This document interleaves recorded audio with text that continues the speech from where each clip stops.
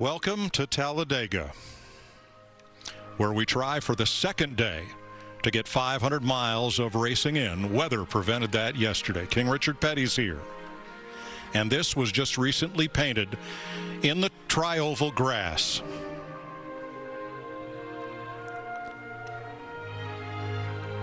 All of NASCAR's drivers have rallied around Bubba Wallace, the NASCAR Cup Series lone black driver, after what happened here yesterday afternoon.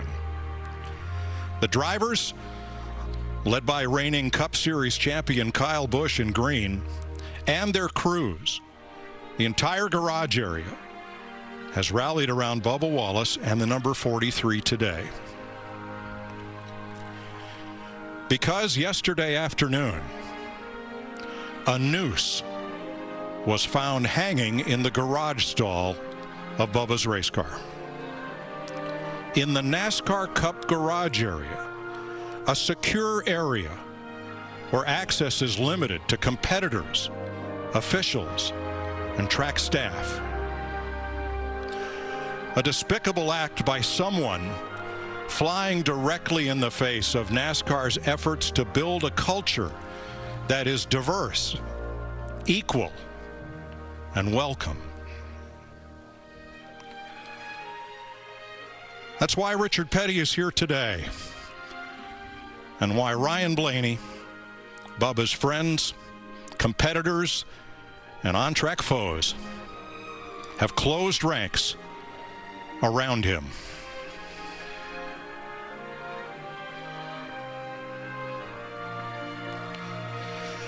When that window net goes up later today, racing is the great equalizer.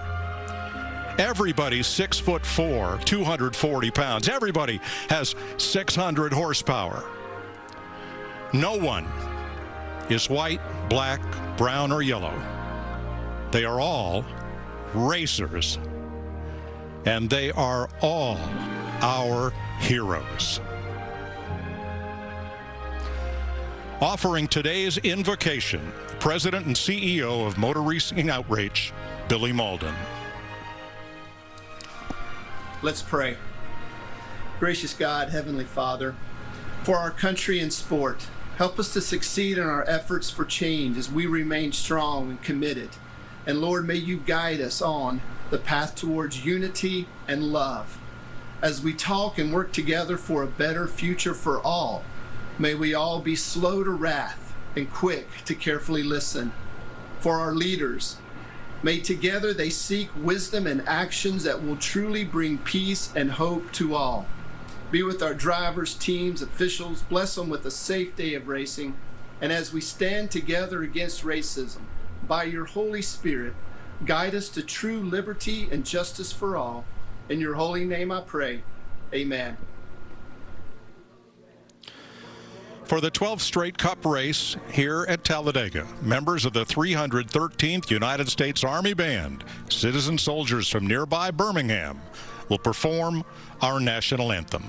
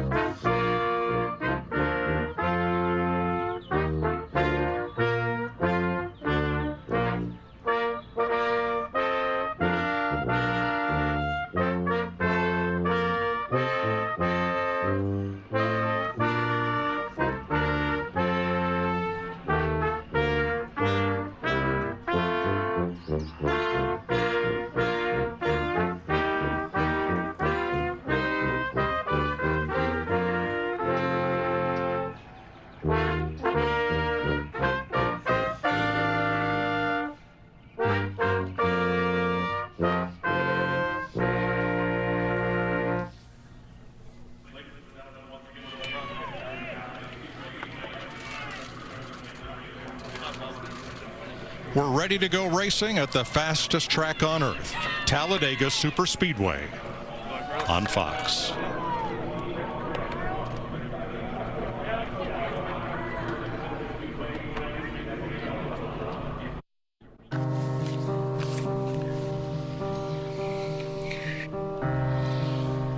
We're no strangers to moving fast. And we know how life can have that same quality. But now is the time to slow down and reflect. The events of recent weeks highlighted the work we still need to do as a nation to condemn racial inequality and racism. The deaths of George Floyd, Breonna Taylor, Ahmaud Arbery, and countless others in the Black community are heartbreaking. are heartbreaking and can no longer be ignored. The process begins with us listening and learning, because understanding the problem It's the first step in fixing it. We are committed to listening with empathy and with an open heart to better educate ourselves. We will use this education to advocate For change in our nation, our communities, And most importantly, in our own homes. even after the headlines go away. all of our voices, they make a difference. No matter how big or how small. It is all of our responsibility To no longer be silent. to no longer be silent. We just can't stay silent. We have a long road ahead of us. But let's commit to make that journey together. Together. our differences should not divide us. It is our love for all mankind That will unite us. As we work together To make real change. To make real change. As we work together to make real change.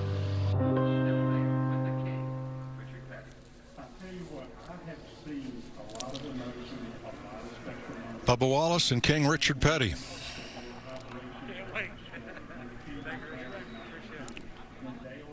Ready to race in Talladega.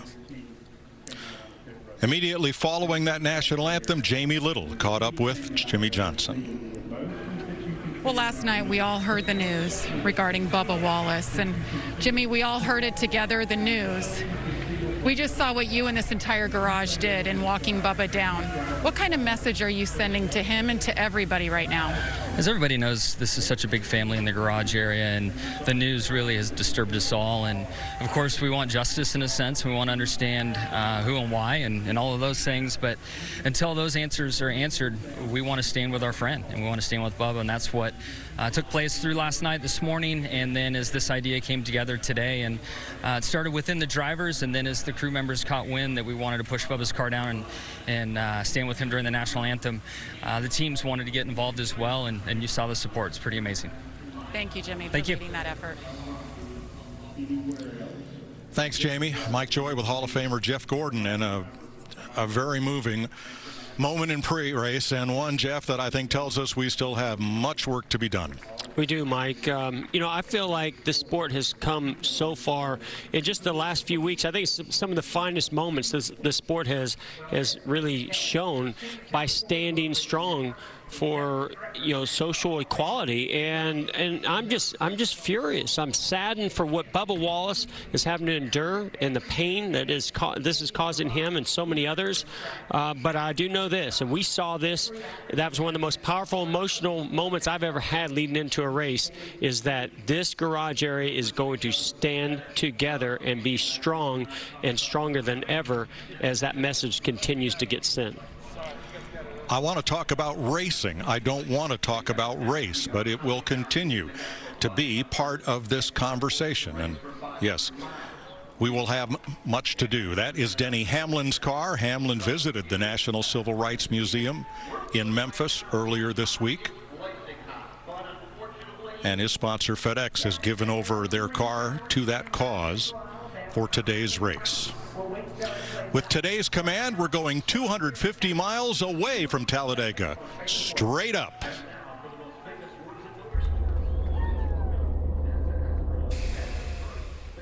Hello, Talladega Superspeedway fans. I am NASA astronaut Doug Hurley, and I would love to be there with you in person today, but I'm currently aboard the International Space Station, orbiting 250 miles above the Earth. My friend and crewmate Bob Benken and I arrived at the station on the SpaceX Crew Dragon spacecraft. This mission marks the first time that NASA astronauts have launched from United States soil in 9 years. For the next few months, we will live and work aboard the station, orbiting at a speed of over 17,000 miles per hour. That's 5 miles a second. NASA has also revved up science engines to take auto racing to a whole new level. NASA technologies are used by race teams to improve performance and safety. From rockets to race cars, and on behalf of the entire crew here on station, drivers, start your engines!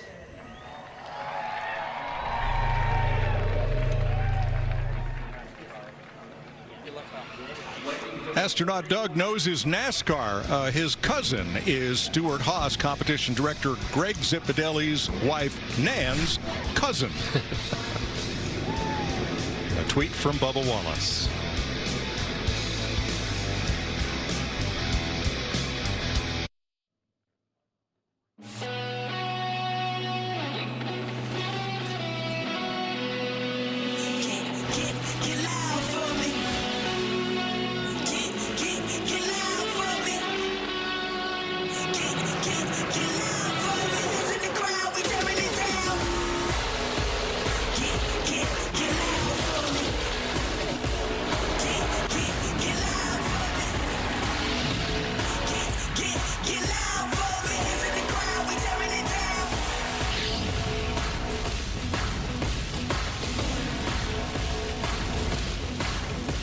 Talladega, the fastest speedway on earth. Drivers love it or dread coming here. It's the Geico 500 on Fox. Threatening skies to the west. So we're going to get right after it here. 89 degrees. Feels like 100. Humidity is in the 80s as well. Partly cloudy. Is that what I tried to sell you yesterday? It was partly cloudy, partly raining? Hey, that optimism is working here today in Talladega.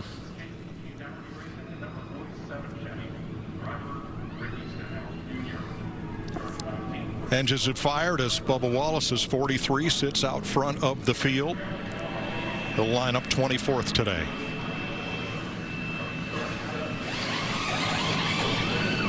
Quick check of the window net and driver comfort gear. And the 40-car field should be ready to roll off. 5,000 fans are here, and that's ticket-buying fans, not invitees, as we had last week at Homestead. So before the cars roll off here, let's go to pit road. Jamie Little. Well, Mike, after we all got news last night what happened involving Bubba Wallace, his team was allowed to come in this morning and inspect the car inside and out. They wanted to make sure that there was no tampering whatsoever, and they wanted to set their driver's mind at ease to know that the car was good to go. Well, he got the thumbs up, and right now he is strapped in and he's ready to focus on the task at hand, winning the race in his home state of Alabama. Mike? Thanks, Jamie. And I got to tell you, Bubba's got a shot at this. I mean, he's got the desire, he has the passion behind him and the support of many, but he has the talent and ability in a race car that can go out there today and be very competitive here at Talladega.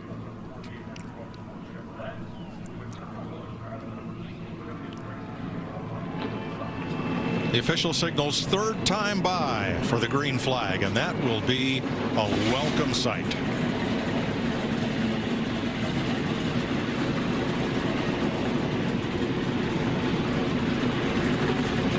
Two periods of heavy rain here yesterday. One put us under a delay for nearly 3 hours, and that second soaker, mainly up in turn number 4, meant the track could not have been dried in time to get the race in. Great to see the king here, Richard Petty. 200 victories, 7 championships, the sport's all-time winner. At age 82, he has been away from the track during this coronavirus epidemic. At that age, you're in the high-risk category, whether you want to be or not. But Richard is here. Well, and Mike, most, if not all, the owners have been absent from the track through all this. So for Richard Petty to take that effort to come here and support his driver, I think that shows you how much that meant to him today. Very special indeed. Let's have a look at today's Geico starting grid. As Bubba Wallace blends in there at 24th position. The top 12 in points drew, and Joe Gibbs Racing drew the first 3 spots. Truex, Hamlin, and Busch. Jimmy Johnson drew spot number 4. Kevin Harvick, Brad Keselowski in the 3rd row. Kurt Busch, Alex Bowman, all proven winners back through the first half of the field or so. Clint Boyer, Joey Logano, Ryan Blaney with Chase Elliott in the 6th row. Matt Kenseth, Ryan Newman. And back at row 8, Tyler Reddick. We had a little fun at his expense after the last lap last week. We'll tell you about that later. But right now, Eric Almirola, 7 straight top 10s at Talladega, including a win for driver number 10. Yeah, I got to imagine he loves it here. Let's talk to him. Eric Almirola, Jeff and Mike, the Fox Sports Studios. You got us. Yes, sir. I got you, buddy. Well, Eric, rain delayed from yesterday. Very powerful and an emotional start to the day. Now it's time to go racing. So tell us about, where your mindset is at as you start to take this green flag or get ready for that green flag and go racing. Well, just looking forward to taking this opportunity that we have in front of us here at Talladega and going to make the most of it. This place has been good to me over the last several years. Obviously, won here in 2018 in the playoffs, so I have a lot of great memories from here, and just excited come into this race here at Talladega with a lot of optimism. Well, and the stats show it. This is a great track for you, so you've got a lot of confidence. What is it that you've got to do to get yourself in position in the closing laps of this race to win another race here at Talladega? Well, first you just got to survive. You can't win if you're in the garage area. So you got to make it to the end. You can't get caught up in the big one, which is partially luck and partially just the situations you put yourself in. So just a lot of calculating risk versus reward throughout the entire race, trying to figure out if you want to go get stage points and be aggressive, or if you want to ride and make sure you make it to the end. There's just a lot to think about and a lot to weigh. But at the end of the day, you got to be there. So hopefully we can keep our Smithfield Ford Mustang clean today, and I'm sure it's going to be fast. We always bring really fast super speedway cars. So excited about today. I know the seat you're sitting in. I sat in it on Saturday for the Xfinity race. It's a lot cooler and nicer temperature in there, and certainly a lot less intense. And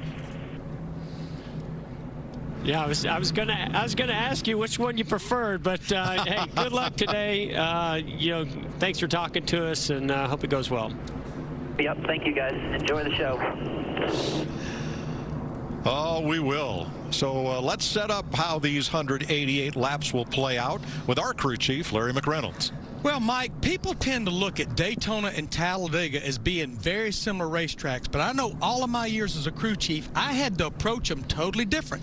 Daytona is a lot more about handling than Talladega, and I hear a lot of drivers say that today. Let me show you one big difference in the tracks at Daytona and Talladega, and it has to do with the corners.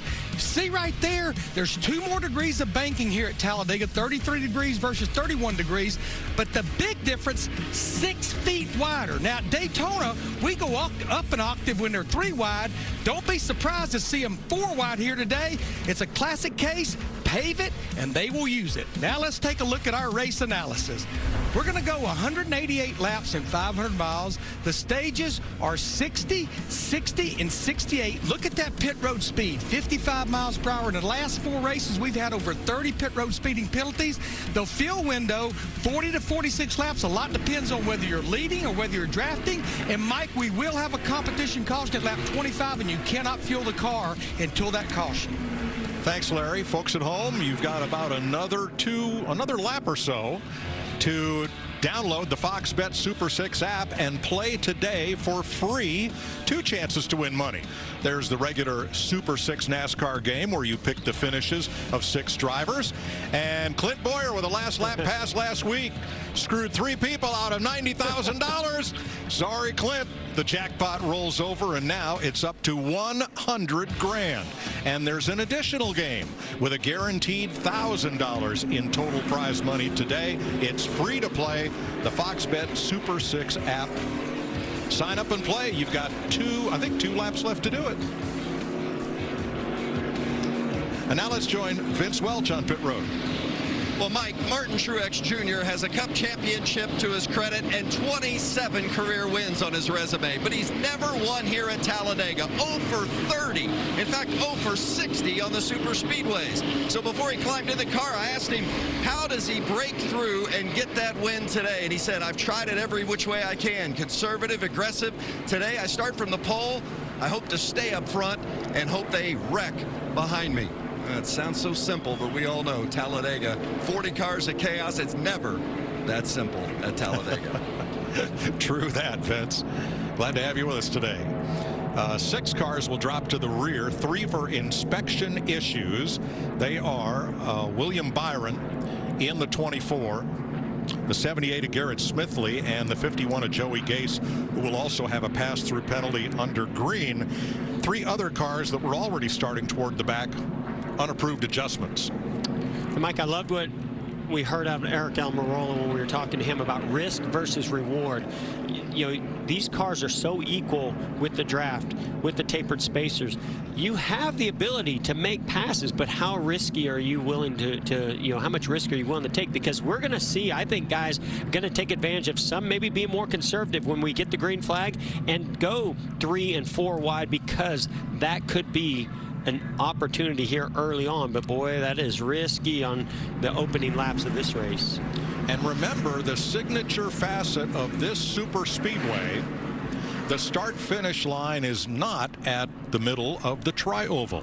Here's a little pep talk for Bubba Wallace. You're looking for them bow ties all day. Keep yourself in a good spot. You know I love you, man. We all do. Take care of yourself out there. Put us in a good spot. Get yourself a deep breath. Get your mind right. Let's go shut these haters up. Let's go to work.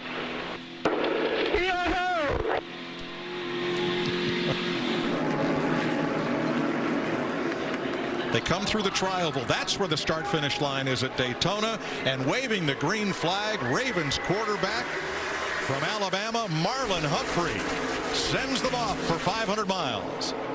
Majority out the back, just those 2 together up top. KB is on you. They're separated up top now. Wide open in front of Martin. Off of you by half. You're clear. You're clear. That's Chris Lambert, Denny Hamlin's spotter. Quarter off of you.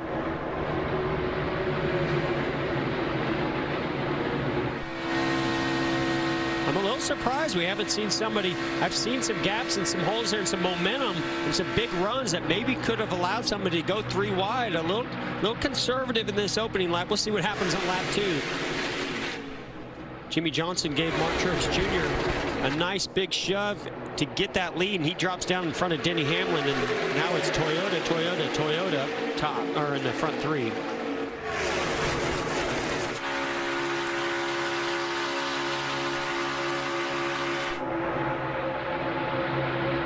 Ooh, right there. See Brad Keselowski, Jimmy Johnson connecting. Jimmy Johnson, the back end, but got pretty light on him.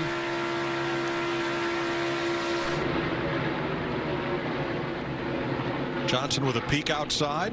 NASCAR has mandated Teflon slip tape be applied to the bumpers so cars that can do a little bump and go and not connect and hook each other. Yeah, it allows those front bumpers to slide around a little bit more. Mike, it's great stuff for about 10 laps. But right here, you see maybe, yeah, right there, when you get to that left rear of the rear bumper, it's a sensitive area. It can really turn the car around. And you know, Brad Keselowski did a nice job backing off of Jimmy Johnson. Jimmy did a nice job of keeping that car going straight as they did hit in an awkward position there. There's the 3 wide I talked about. Where? Everywhere. Where? Yeah. Ricky Stenhouse Jr., that's where. Imagine that. 47 way up high, creating a 3rd groove. Got a little help there. Christopher Bell. Yeah, unfortunately, they're going to need a little bit more help than that. A lot more help. See William Byron's peeking up there also, but it's all about numbers, right? The more cars that are stacked up bumper to bumper and closer to one another, that's the line that's going to move forward. That's the one that's going to have the best draft. And right now, you see that just isn't in the works on that outside 3rd lane. A green racetrack from all the rain here yesterday, but does that really mean much at Talladega? Well, I mean, we do see some tire wear here, and the handling might go away a little bit, Mike, is if these guys are pushing and shoving. But where it really adds up is the drivers need a period of time to get used to looking in your mirror constantly, hearing your spotter in your ear, telling you all the information, and also knowing what the car's doing, and also making some moves and trying not to bump drive somebody too hard, turning them around. So that, to me, is the biggest adjustment period for these drivers today. And here comes Stenhouse. He's brought that third lane right up to the front. Boy, Jimmy Johnson, Kevin Harvick almost got it together there, but I think what happened was we saw the leaders get side by side, and that stalled them out and allowed that third lane with Ricky Stenhouse Jr. just come flying up through there. And Stenhouse is there from 20th starting position. And that number 47 on the outside with Martin Truex going up to cover the spot.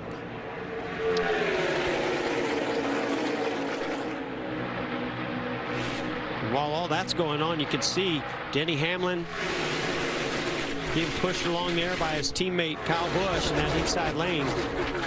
And on the outside, fourth car in line now, William Byron in the 24 from 35th on the grid right up to the front of the pack. Yeah, issue for that 24 car going through inspection. Had to go start at the back of the field, but coming forward in a hurry. And this is why we say it doesn't matter where you start here. In 5 laps, you can be right up at the front, even if you start out back. Well, it can go the other way real quick. Oh, yes. And it does. Denny Hamlin. Last time we raced on one of NASCAR's 2 fastest super speedways, he won the Daytona 500 for the 3rd time.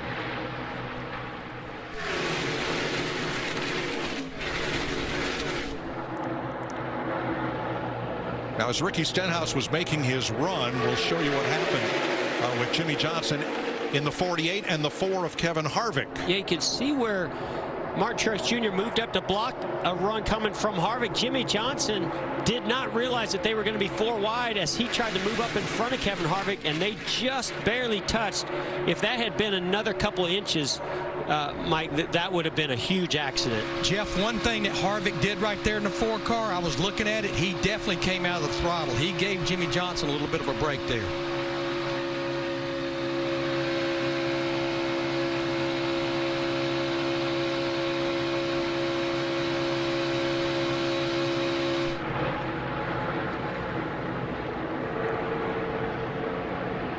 Larry, yesterday you said you were building Noah's Ark. Well, here they come, 2 by 2. Yeah, it won't be long, though. They'll be 3 by 3 and 4 by 4. Vince. Crew Chief Chris Lambert, or Crew Chief Chris Gabehart reminding Denny Hamlin spotter Chris Lambert, remember, we've got the different paint scheme this week. Normally it's got that bright white and purple of FedEx. Today it's the all-black car with the National Civil Rights Museum logo on the hood. So it looks completely different than it would normally look on a race day. No problem finding it though when it's out front, guys, and that's the way they'd like to keep track of it today. Kevin Harvick now the first car in the 3rd lane with Brad Keselowski and a little more help from Chris Buescher.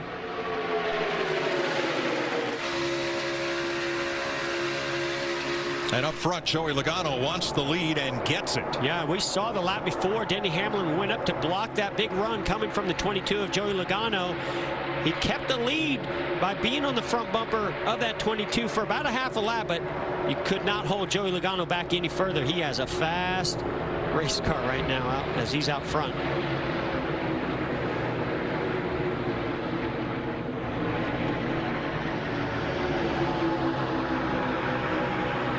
Matt DiBenedetto now trying to bring the 3rd lane into play. Riding on board here with Chase Elliott. When you're in that inside lane, Mike, you're just kind of stuck there because you've got the middle lane right to your outside. Then sometimes, and a lot of times, you have that 3rd lane out there also. But there's not a lot of moves you can make. So some drivers would prefer to be in that outside lane because you could go 3 wide. If that lane opens up, you might even go through the middle. It just seems like you have more options. When you're in that bottom group, you just hope your line is the one that's moving the fastest. Well, Matt DiBenedetto picked the wrong lane. He lost all of his friends way up on the outside and has drifted back to 19th before he was able to get in line. Joey Logano out in front of Talladega.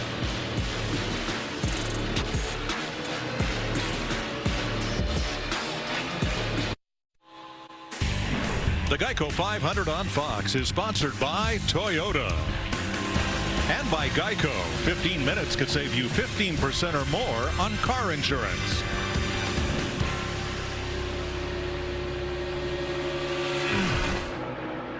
Watch teammates Denny Hamlin in the 11, Martin Truex in the 19 here. Yeah, Denny gets to his rear bumper.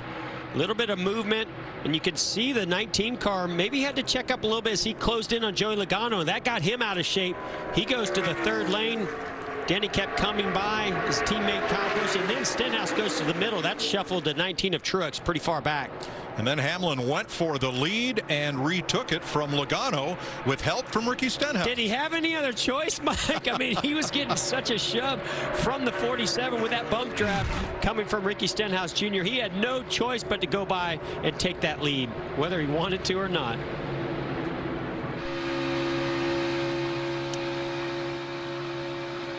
Chase Elliott back in 12th, talking handling. Just kind of feels wedged up, I would say. How about your pace? Feels kind of bad, to be honest. Like, pretty dang slow. I don't know if Alex just isn't really pushing, but I don't have a lot of options at the moment. Yeah, comments about being wedged up as you see his telemetry there on the left of your screen. Could be that he just feels like maybe the car, I can't tell if he was talking about the cross weight in the car making it feel wedged up that way, or if it's the car wedged up from front of the nose to the rear of that spoiler, holding some air in there to slowing it down, too much drag. Jamie? And you guys are talking about Chase Elliott. I talked to his crew chief, Alan Gustafson, and he was going back and forth on how he should set the car up for today and how aggressive he should be with the setup. He said, we have to have a good handling car for Chase to be aggressive. That means we're going to give up some speed. So we're really going to watch this first 25 laps and see where we land, if we need to adjust more. But you hear him, he's not happy with that 9 right now. He won here last year. Now, you saw Joey Logano go back to the lead with help from teammate Brad Keselowski. One reason that happened was the gap that developed between the 11 of Hamlin and the car behind him, the 47 of Stenhouse. Too much of a gap, not enough draft, they'll power right on by you. Yeah, as that car gets closer to the rear bumper, it starts lifting the air over that rear spoiler and starts lowering the drag numbers and picking up the speed. Well, if you get too much of a gap from yourself to that car behind you, you're no longer, now you're catching all that air to the rear spoiler, so you're no longer getting the effects of taking the air and lowering the drag on that rear of the car. The Penske Mustangs 1, 2, 3 on the outside. Martin Truex Jr. was up at the front, Vince. What happened? He's back at what, 25th now? Yeah, Mike, you saw the fact that his car didn't seem to like that big push it was getting from his teammate Denny Hamlin. Truex said the car is just too loose to take that aggressive of a push. And as he got back in the back of that pack there, thought maybe he had a right rear going down. So they're paying very close attention to how that car feels right now. 8 laps to the competition caution at lap 25. Logano and Hamlin have been duking it out here. 4 lead changes already among 3 drivers in these first 16 laps. Again, Mike, risk versus reward. How risky do you want it to be? How much do you want, if you're Martin Truex Jr., how much do you want to hold on to that loose race car to try to maintain that track position up front? Riding with Kevin Harvick. Christopher Bell ahead on the outside, and that's William Byron just ahead in the middle lane. Kurt Busch off to the left. See Kevin Harvick got down behind the 24 of William Byron. Got a nice run, maybe even a push from somebody behind, but he wants to be in that outside lane and get behind rookie Christopher Bell and take some of those cars that are behind him lined up and maybe make that third lane work.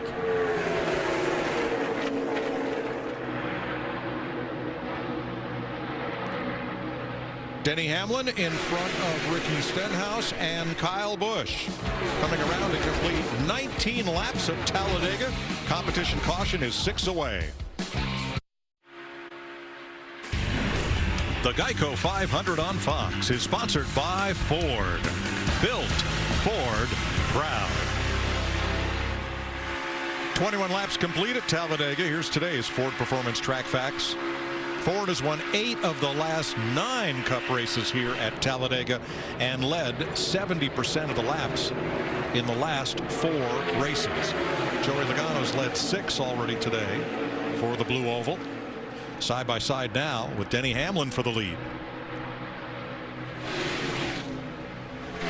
Yeah, every time I think somebody's going to take command of this race, Mike, you see Joey Logano gets that big shove, and he's out there leading. Denny Hamlin gets a shove from the 47, Ricky Stenhouse Jr., and then he takes the lead. These guys really want to be leading when this competition caution comes out.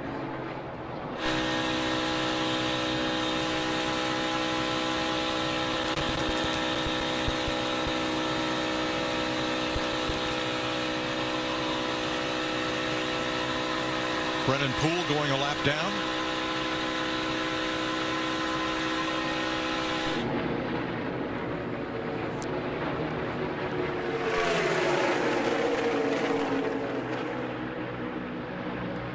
So Ricky Stenhouse is the second car on the inside. He's made a lot of noise in these early laps, Jamie.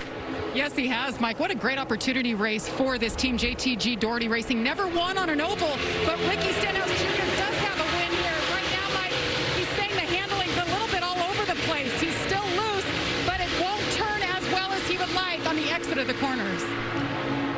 Well, in a lap or two, they'll get a chance to fix that under the competition caution. Larry? Yeah, I think we will see a lot of different strategies, Mike. With what I'm hearing about handling, I do think there'll be some adjustments that'll be made, and we may see more four-tire stops than I anticipated going into this race. I think everybody will at least change 2 tires, but we may see a lot of 4-tire stops just because of the way these things are driving, and I think a lot has contributed to no practice whatsoever. And I think, as Jamie Little reported about Alan Gustafson on Chase Elliott's car, walking that balance between drag, straightaway speed, and handling. Yeah, Larry, right? That's a point where you ask your driver, you say, well, what do you want more of? Do you want it to handle better, or do you want more speed? Because I can only give you one of them. They always told me they wanted both, though. Well, of course. Working lap 25. Once the field cycles through, they'll wave the competition yellow. There are your 3 drivers that have swapped the lead back and forth 6 times already. And keep an eye on Stenhouse. In 13 starts here, he has the second best average finish ever. Only Pete Hamilton, who won here in 1970, has a better one, but Hamilton only made 5 starts at Talladega. I think Ricky Stenhouse Jr. is making a statement here early on this race as to how he put up those stats. Nobody moved through the field and got to the front faster than he did.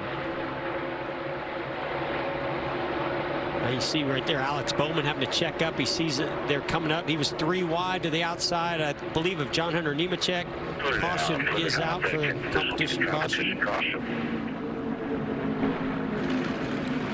So of the 25 laps, Denny Hamlin led 12 and Martin Truex 4. That's 16 for Toyota, who had only led a total of 41 laps here in the last 4 races.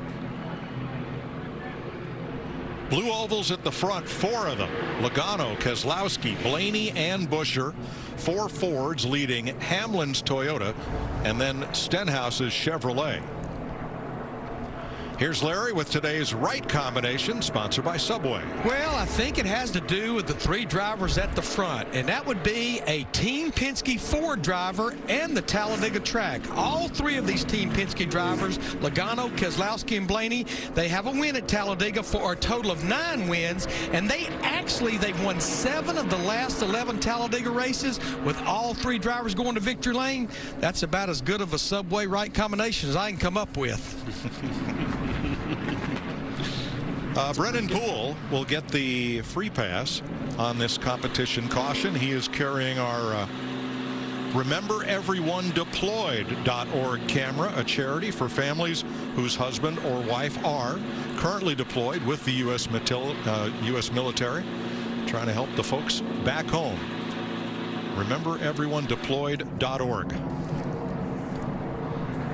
You know, Mike, you were asking me about adjustments also, and you've got that big old tall rear spoiler, and that's your biggest tool for handling, but it also hurts the straightaway speed. So sometimes what you'll see them do is actually either raise the back of the car if they want to try to make the car handle a little better. If they feel like they're looking for more speed, they may lower the back of the car, but the one caveat that goes along with that are the rocker skirts. You don't want those things not sealed to the racetrack, so that becomes a bit of a fine line as well. Thanks, Larry.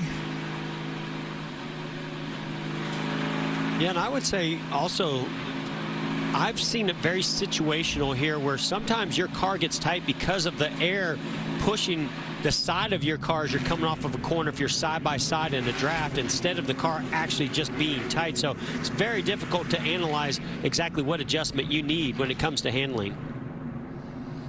That pace car is going to be pretty lonely. Pit road's open. There are 33 cars on the lead lap. Jamie. Brad Keselowski in that first pit box when you enter pit road says this car is just a little bit loose. 5-time winner here. Wants it to be snugged up when he gets a push on this straightaways. Vince? The 22 of Joey Logano coming to his pit box as the race leader said the car was just too loose. They need an adjustment. He needs it to be better. You see the wrench going in the right rear for a chassis adjustment and away for Logano. See a lot of two tires happening on this stop. So here's the Ram race off pit road. Joey Logano out first. Blaney and Hamlin each grab spots. Keselowski loses 2, but Logano will not be the leader. 6 drivers stayed out and did not pit the first time by among those on the lead lap. Denny Hamlin's crew making quick work of it. Down. One of the questions that was asked in the $1,000 Fox Bet Super 6 game is which of these drivers will have the best position at the end of stage 1, and 3 of the 4 of them came up even odds. Joey Logano, your leader, is those 6 drivers who stayed out all pitted the second time by. Here's some Jimmy Johnson audio on what they needed to fix and what they did. This wasn't really under me, and it moved around pretty easily, almost like it was a soft tire or something was bolted on tight or something, you know? Yeah, 10-4. What we did here was added a little bit of cross weight, did an air pressure adjustment just to try to help all that. We actually came up some, so it should be better for you taking off. All right, let's find out. Johnson will fire off from position 11. Joey Logano, your leader. His Penske teammates lined up right behind him as we see Denny Hamlin getting a big push from the bottom lane. Is that Cole Custer, I believe?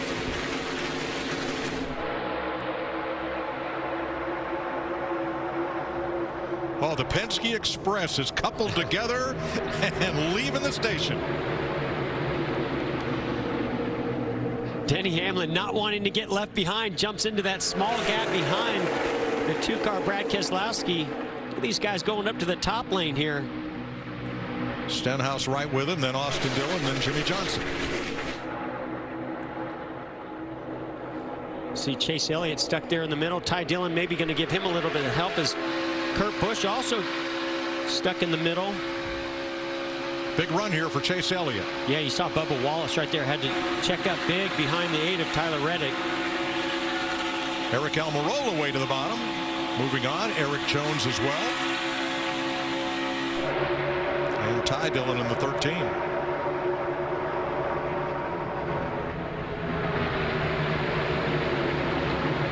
Now Cole Custer gets a little help. A little. He got a lot. The 18 of Kyle Busch was locked on to Cole Custer's bumper there.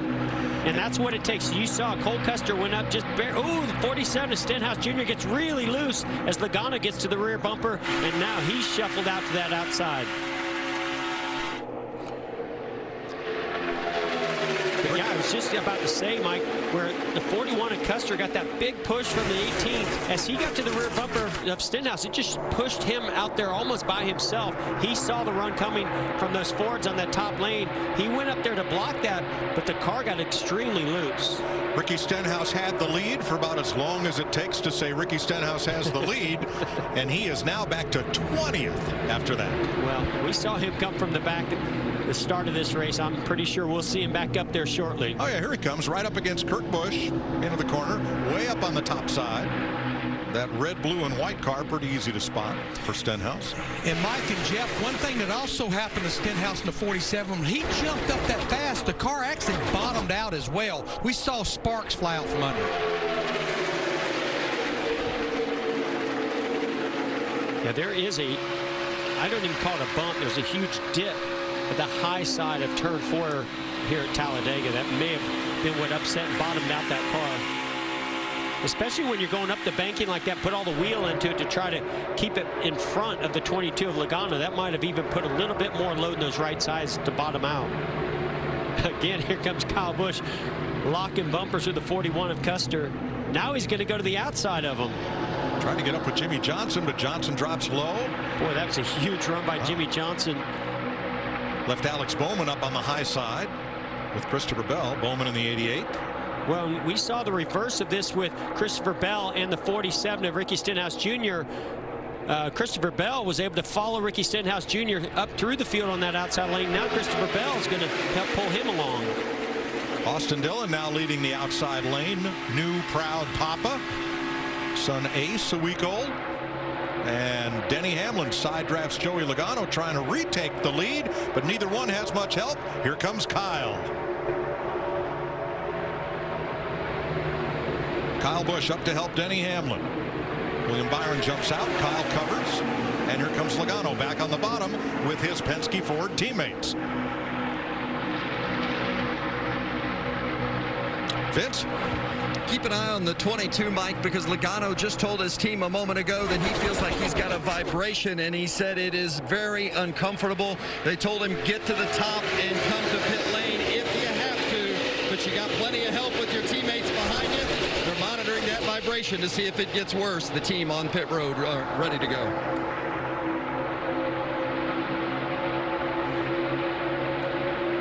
Yeah, sometimes you put on a new set of tires and they just might be out of balance a little bit. When you're doing 200 miles per hour here at Talladega, that vibration can feel very severe. Now, as long as it doesn't get worse, he can hold on to it and it should be fine. But it's when you know it's a loose wheel is when that vibration gradually gets, or in a hurry, gets much worse. And Jeff, I just went back and looked at the pit stop. It looked like to me both tire changers on the right side. Remember, they only did rights. They definitely hit all the lug nuts. They actually were waiting a little bit on fuel right there. And that's exactly what you do as a crew chief. You immediately check with your tire changers, check the video. Those guys are carrying cameras. They can replay that video and see, did that wheel seat up against the hub? Did those lug nuts get tightened all the way?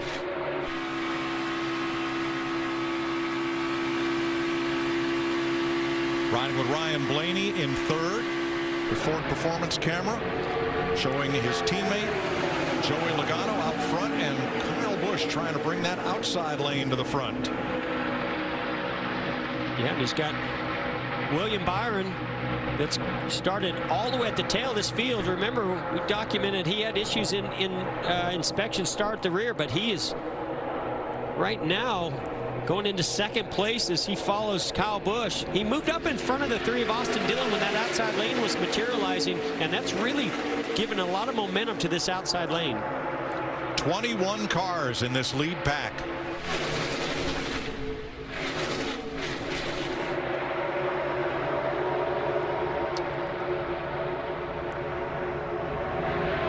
Larry McReynolds talked the opening of our show about how wide this racetrack is, how it offers up 3-4 wide very easily. And you see how wide this racetrack is when these 2 lines form and one's right on the bottom and one's all the way at the top. You could still fit another 2 or 3 cars side by side between those lines.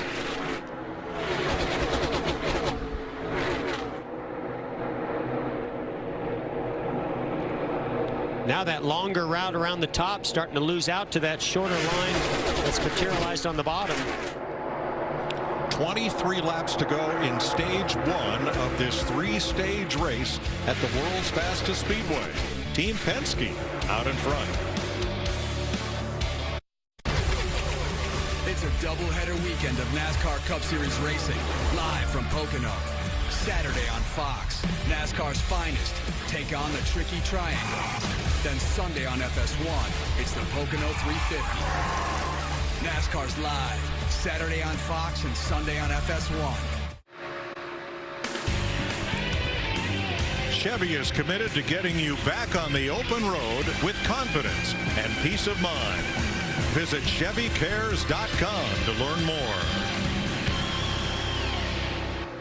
40 laps complete at Talladega. Big white puffy clouds there, but there are some dark ones on the way from the west as William Byron leads Denny Hamlin around the outside. And you'll see the push to the lead as Hamlin retakes it. Taking the outside here with Christopher Bell. Well, you're riding on board there with Chase Elliott, and you heard he had to lift for something that happened in front of him, and that outside lane had formed at that time, and you saw they just came flying up through there, changed the complete complexion of this race, and gave Denny Hamlin back the lead. So Bell in the 95, that is not a Joe Gibbs Toyota. It is a team, a separate team that gets parts and assistance from Toyota through Joe Gibbs Racing. Levine Family Racing, the 95, running in second. Then William Byron, the first Chevrolet, and Joey Logano, the first Ford, coming to the outside. Kurt Busch in the number 1, trying to work his way toward the front. We drove pretty heavy on the truck bar mount early on. Man's right on the edge being too much, but still the train puts me like squishy right now at the same point in the run as before. Busch and crew watching from Chase Elliott's Mountain Dew cam as the Penske cars just teamed up, and it was 3 against 1 on Denny Hamlin. I mean, the seas just opened up, Mike, for Joey Logano and Team Penske. You know, they saw an opportunity here. You see Ryan Blaney is right there on the rear bumper of Joey Logano, but what really happened was Denny Hamlin, the 95 Christopher Bell, broke up, and their momentum slowed down, and that entire line, led by the 22, took that momentum and just continued on with it. Shuffled Hamlin back, but now he's retaken the lead. Well, if you want to count Matt DiBenedetto in the Wood Brothers 21, it was 4-on-1. But that's just practice for later, Mike. 4-on-1. Hamlin has some big basketball buddies. He's back to the lead, like MJ. And look at Stenhouse right in the midst of everything. We knew it wouldn't take long for him to get back up there. And one of the ways he does it is he doesn't mind taking the risk, Mike. He pushes. He's very aggressive. You know, he shifts lanes. He does a lot of things that are very aggressive, but they do work and help him move up through the field. But there are times also where it can work against you. Now this time Joey Logano got away from Blaney and Keselowski, and it's DiBenedetto to the front with Logano. And Stenhouse coming up the inside to cover. Joey Logano's going back to pick up his teammate Ryan Blaney. Here comes Stenhouse. I love it. Ricky, take no prisoners, Stenhouse. Friends? I don't have any friends at the front. I don't need any friends, right? Well, he's got Chase Elliott behind him. That's another bow tie. 2 of those Camaros, if they can link up, they might get to the front. Ty Dillon, nice run to the outside. Does he have enough help? He's going to get to the quarter panel. Ryan Blaney go to 3rd position. Oh, he's got a little help from Alex Bowman in the 88 behind him. Oh, you'll get some drafting help now from Hamlin as Hamlin's in that upper lane. Whoa, Ty Dillon almost thought about going 3 wide on Denny Hamlin. 15 to go in stage 1 at Talladega. You won't miss a minute. We're going to take you Fox side by side.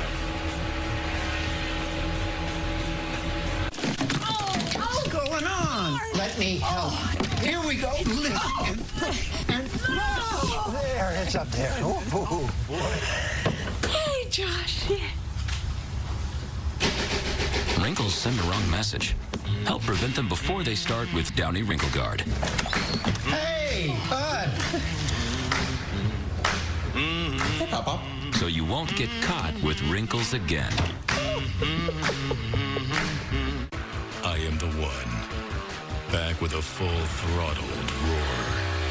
I am the intersection of chaos, karma, love, legacy, family, and flag. I am the place where we can be as one, united from the four corners of our beloved sport, back with one thunderous return. I am ready for you, if you are ready for me. I am NASCAR. Here's a crust too thick and cheesy not to eat in reverse. Keep it coming, buddy. That's right. Back it up. The one and only original stuffed crust. Only from Pizza Hut. Just $11.99. No one out-pizzas the Hut. Friday Night SmackDown is all new. You gotta be kidding me! All the action. And here we go! All new Friday Night SmackDown. Sponsored by Progressive at 8 Eastern on Fox. I am a party, and everyone's invited, and I am going to keep going until someone drinks some champagne. I am the NASCAR Gander RV and Outdoors Truck Series.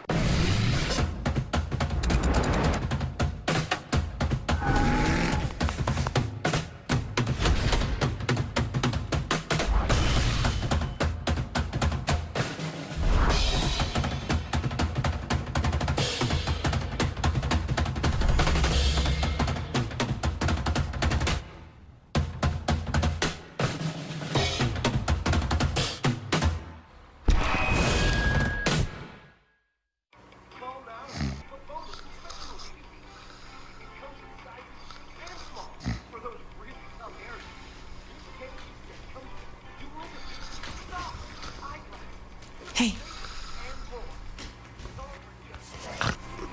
You fell asleep with your sign again. Fell asleep with his sign again. No, I didn't. Okay. Switch to Progressive and you can save hundreds. You know, like the sign says. On the track at Talladega, cars pushing a 200-mile-an-hour wall of wind in the infield, and outside the track it's a stiff breeze as well, and dark clouds over turn number 1. Watch the 88 of Alex Bowman up high. We talk about that left rear corner of the rear bumper being very sensitive. Denny Hamlin gets to that part of the rear bumper on the 88 of Alex Bowman. We always think these cars are stuck to the racetrack, Mike, until you see a moment like that. Joey Logano, he's won 3 of the last 9 races here, and it's his 8th straight race led in 2020, tying the longest streak of his career. How come every time we go to this rear bumper shot on Ryan Blaney, all we see is the two of Keselowski pounding into his rear bumper? Denny Hamlin up in that 3rd lane.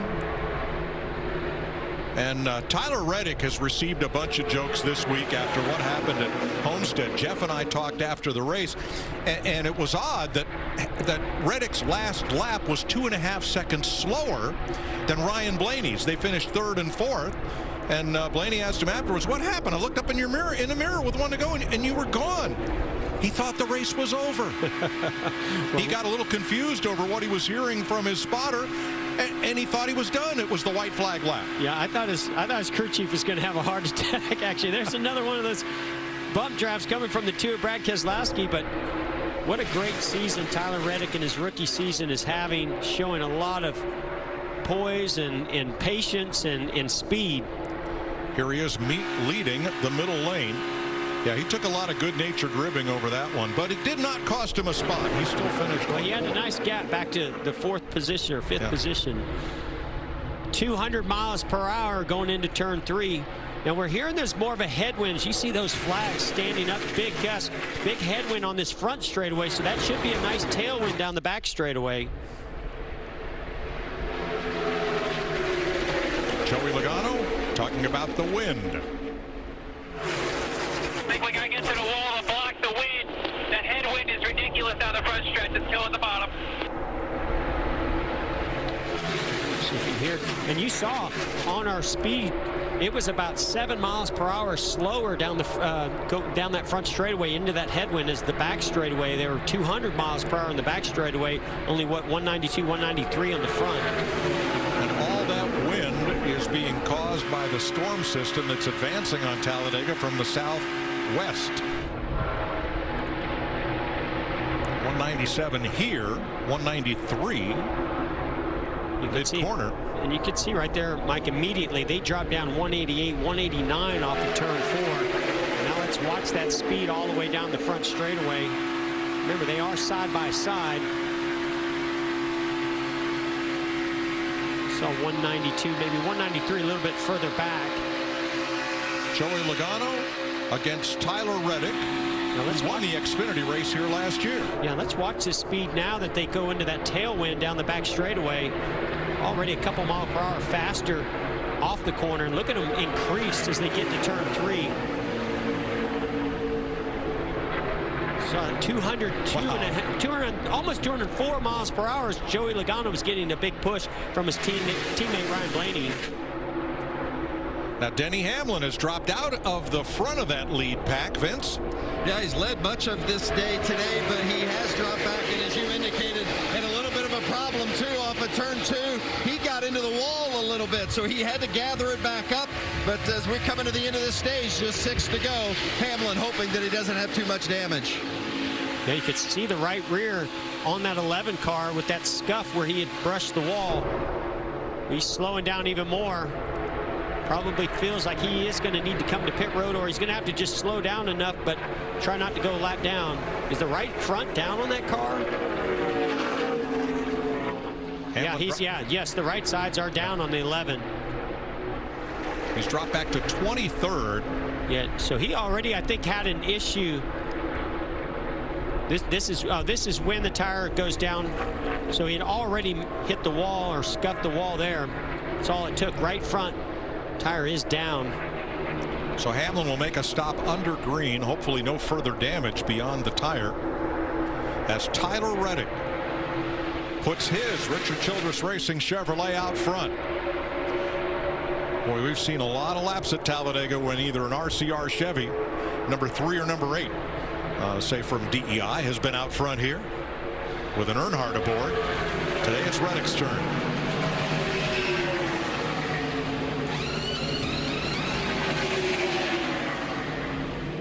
Pretty good amount of damage out. We got the caution due to rain in turn 1.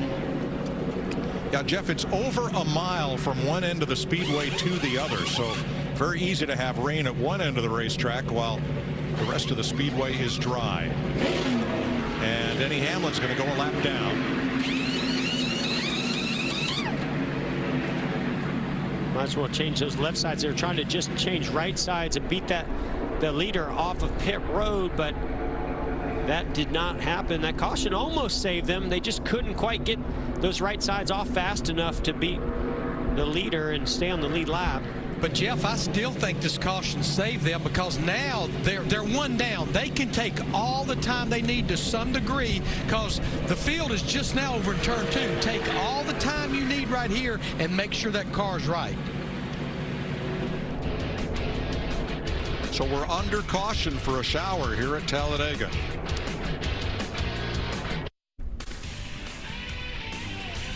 Here's today's Chevy driver profile. Tyler Reddick, double Xfinity Series champion for 2 different teams, and the spring race winner here last year in the Xfinity Series. Finished a career best 4th at Homestead, Miami last week. And if they run this out under caution, it'll be his first stage win in the Cup Series in this rookie season. I'm afraid this shower has turned into a super soaker. As rain comes up from the southwest today, they'll bring the cars down pit road.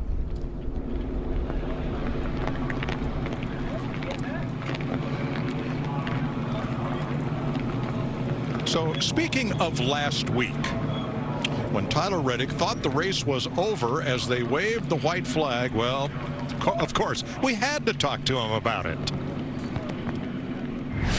All right. Yes, I thought the race was over last week before the last lap. White flag here. If we can get him, great. If not, still a hell of a night. Keep it clean. Sorry, guys. Keep going. Keep going. Keep going. Randall boys, everyone. Great car, great stuff. Proud of all y'all. Go! It's the last lap, dog.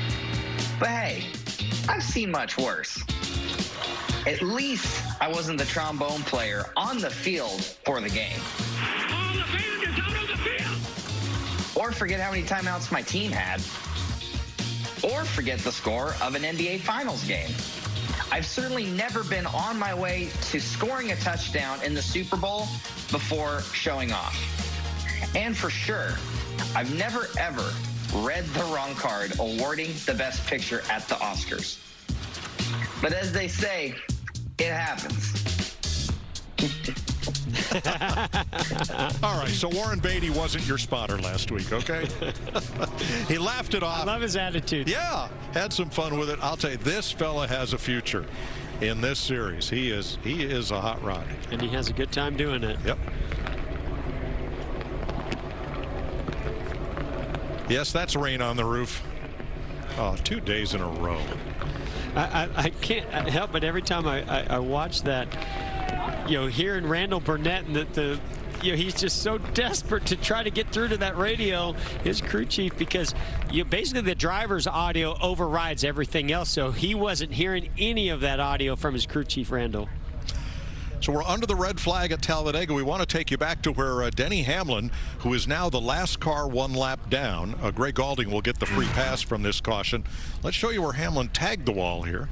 So he's right on the rear bumper. Tyler Reddick coming off, I believe this looks like turn 2. Yeah, it looks like the car just took off on him. I don't know if that had anything to do with this strong wind. But watch Denny Hamlin's car just drift out.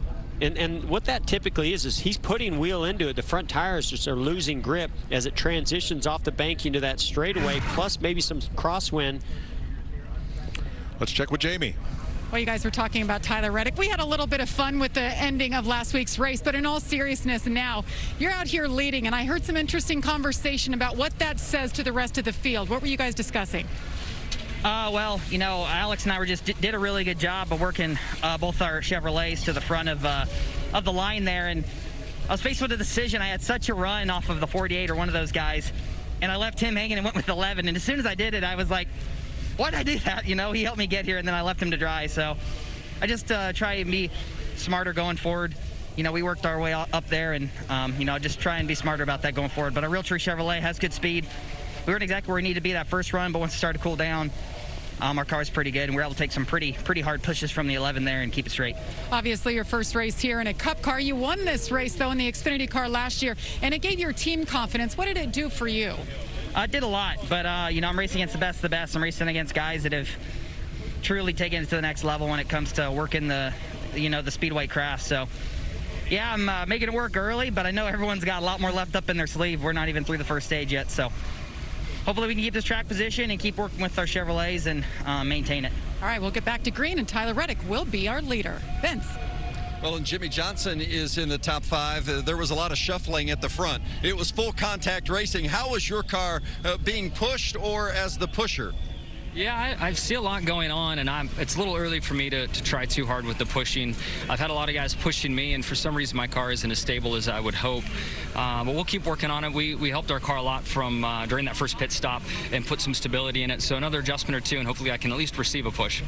We heard Joey Logano, who was up in the front of the pack, talking about that headwind. Did you feel it when you were back in the pack a little bit more, or was it not affecting you at all? I wasn't close enough to the front at that particular point, but I could see the American flag going into turn 3, and that is a huge flag, and it was all the way out where you could see everything on it. So I knew the wind was really blowing hard at that point.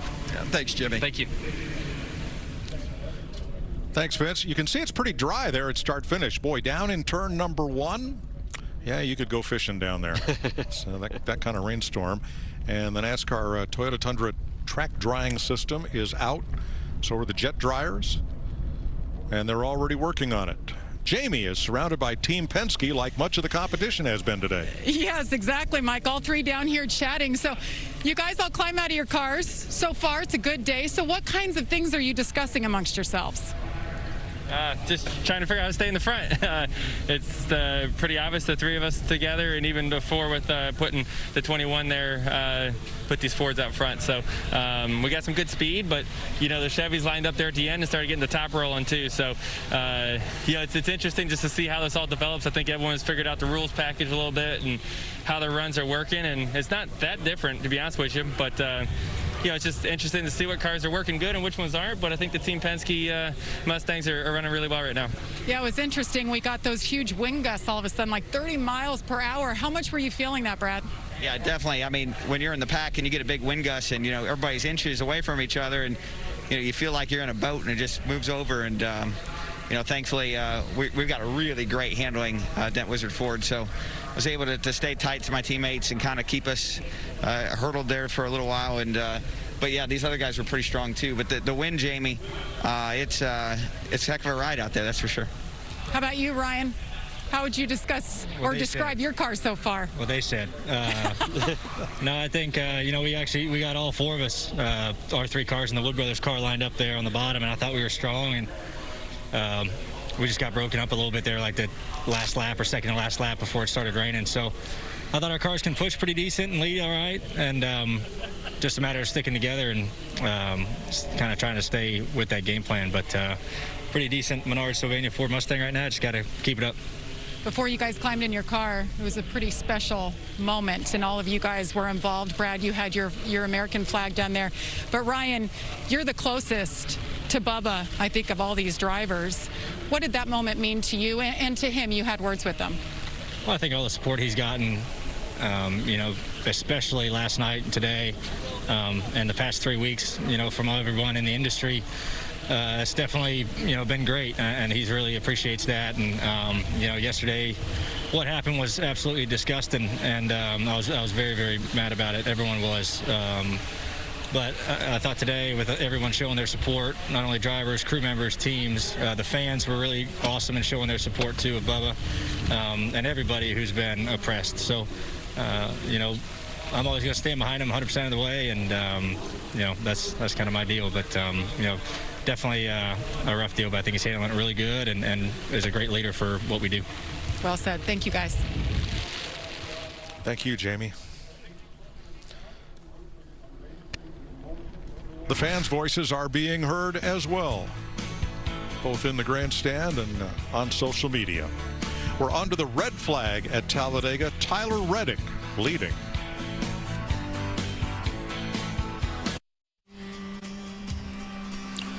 Welcome back live to Talladega, Alabama, and the Geico 500. That's Kyle Busch getting a bag of ice on a very hot, very muggy, humid day. Ryan Blaney. I don't think it ever really got wet up in turn 4, but turn 1 was soaked. They have the track pretty well dry and are getting ready to fire the engines and get back to racing. We've completed 57 laps. Mike Joy with Jeff Gordon. Joey Logano has been out front for 29 of them. Denny Hamlin 16. So they have led the most. We've had a lot of fast cars, fast drivers, and a lot of different leaders. But Jeff, the group that has had it going on is Team Penske. Not only are they fast, but their 3 drivers are organized. Yeah, they are, Mike, and that's what it takes. When you're going to draft at a place like Talladega, we've actually seen some instability in some of these cars, so even some of the teammates that are working together, we're seeing a lot of movement in those cars, so it's getting exciting out there, especially as we close down the end of these stages, we get closer to the end of this race. That's only going to heat up. But yeah, when you're working together with a drafting partner and that comes from a teammate, all they're going to have to worry about is how are they going to settle it amongst themselves later in this race. Right now, you have to have that drafting partner to make those big runs, but those big runs are coming. There's your race leader, Tyler Reddick, the rookie and last year's Xfinity Series champion, driving for Richard Childress. Right now, 57 laps complete. The magic number is 94. Not because that's Bill Elliott's former car number. That is half the total race distance. And we'll finish off this 60-lap stage 1 under caution. then go green, and should we make it to lap 94, everything after that is a bonus. The race will be official today. If we don't get to lap 94, well, try again tomorrow. As you have a look at the running order, there's your top 20. And Gray Galding is the free pass car under this caution for rain, so he'll get back up onto the lead lap. So more than 30 lead lap cars ready to go. Yeah, and that's going to leave Denny Hamlin a lap down, as he had a flat right front tire right before this red flag came out. And there is Mr. Excitement. I think today, from what we've seen over past months, sorry, Jimmy Spencer, you're going to have to pass that title on. Ricky Stenhouse has put that car anywhere he wanted, anywhere it would go, anywhere it would fit, and everybody else let him, and he raced his way from the back to the front. Yeah, Mike, he has a lot of confidence on these super speedways. He has a fast race car, JTG Doherty, and he has been aggressive, and that has been working so far so good for Ricky Stenhouse Jr. So we're at the end of stage one, Larry Mack. Only one car has been to pit road, and that's the one, Denny Hamlin, repairing right side crash damage. So what will he do at the stage break? What will everyone else do? Well, I think as long as Chris Gabehart, his crew chief, feels like that they've got that damage repaired, and it actually looks pretty good, I think what he has to do here, Mike, is take the wave around. He can't pit, but that's dependent on everyone that's in front of him, all the cars on the lead lap, pitting, and I think they will, Mike, because even if we are racing to the halfway point, lap 94, you have to pit here to make it to the halfway point. So I think the 11 only has the one option: stay out, take the wave around, and get back on the lead lap. Thanks, Larry. Matt DiBenedetto in that Wood Brothers car that has the alliance with Team Penske. He got a chance to work with the three Penske drivers as well over the last few green flag laps here before the rain came over turn number 1 from the southwest. And Mike, the biggest thing is a crew chief, I just don't know how much more I can take. Everything's been thrown at him. Let's check with Jamie Little.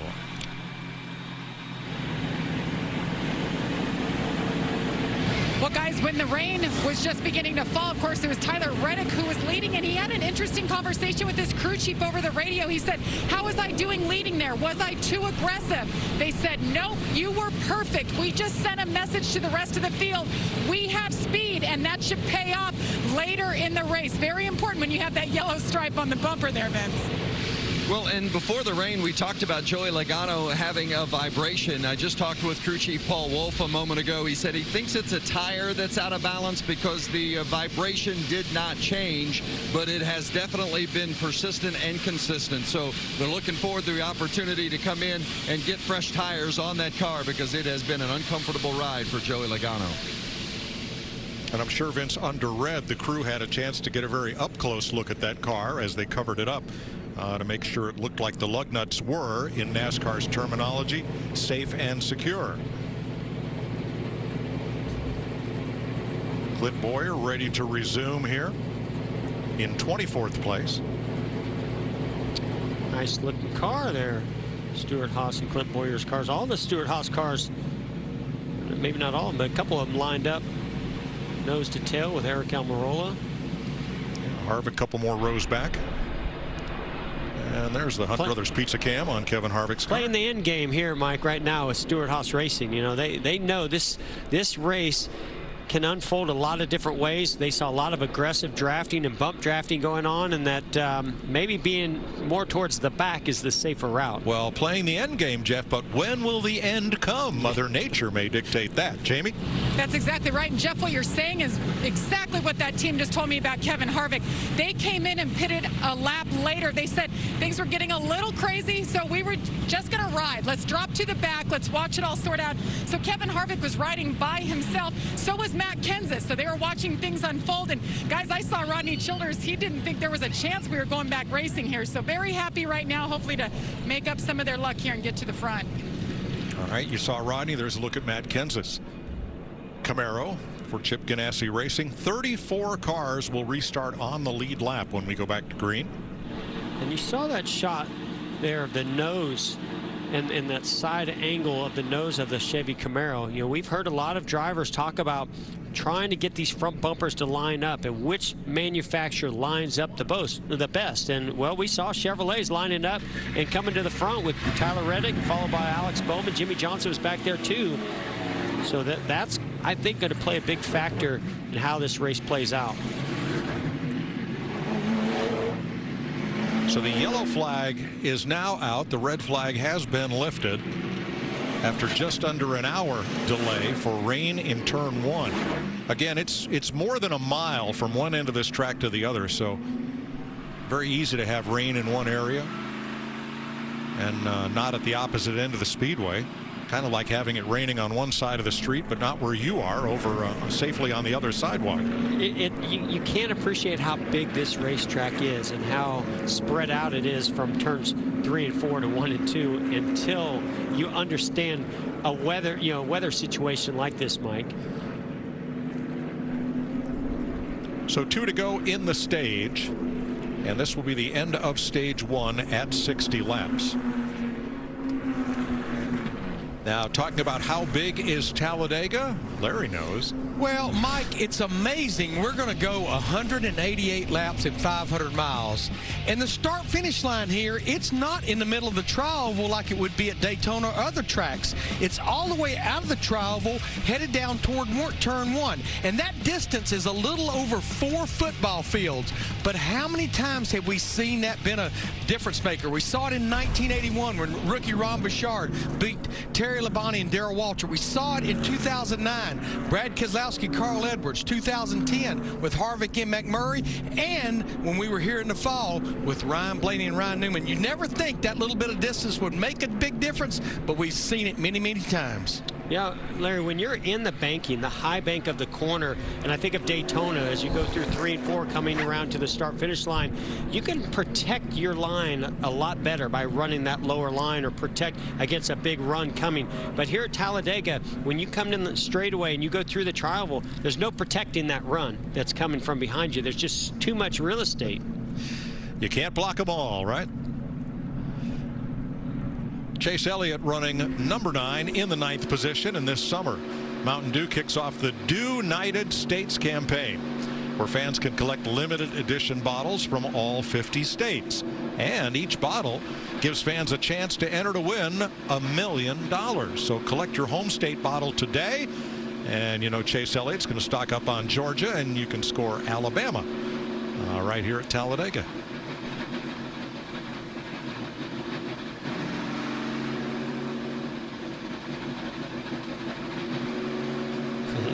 Brings back some memories there, Mike, riding on board here with Chase Elliott, and that drive line shake that you get. You know, sometimes the engine gets in this weird kind of neutral zone, and it starts jerking the car back and forth.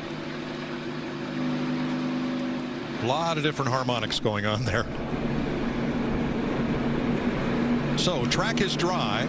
We're under caution to complete lap 60. That will be the final lap of stage 1. And Tyler Reddick's going to get his first ever stage win in the Cup Series, paying 10 points and a championship point that he will carry all the way through to the next to last race of the season before the final 4 square off for the championship. But points are awarded to positions 1 through 10. Brad Keselowski has had an eye on those big dark clouds. What's the radar looking here, Jeremy? It's looking a little bit better. Like it's trying to die off. This next wave is weakening for sure. There's another band that's like 100 miles away that looks pretty stout, but I think if this next band dies enough to where we can keep going, we'll at least get to halfway, if not all the way. 4. And to your question, Jeff, you're playing the end game, but when is the end?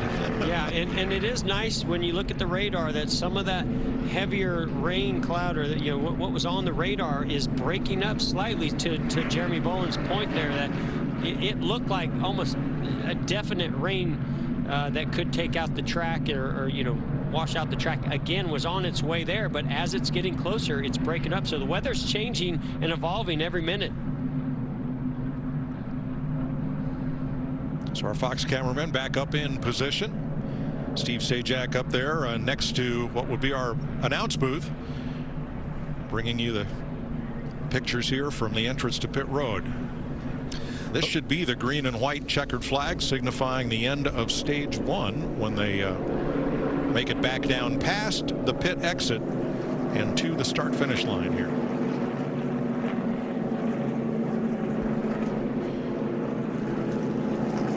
Third career stage win for Richard Childress Racing. And driver Tyler Reddick. That's going to be a nice confidence booster, not just for Tyler Reddick, for those drivers behind him that are looking at that rear bumper and that yellow rookie stripe, knowing that, you know, what he's done in the Xfinity Series and then what he's done here today, as well as at Daytona, showing to these other drivers, hey, you can trust me. You know, I can be your partner, I can be your friend, and I can lead the field. And as we learned earlier, he's got a pretty good sense of humor. Pit road's open, right? We're supposed to pit. Stage is already over. Just kidding.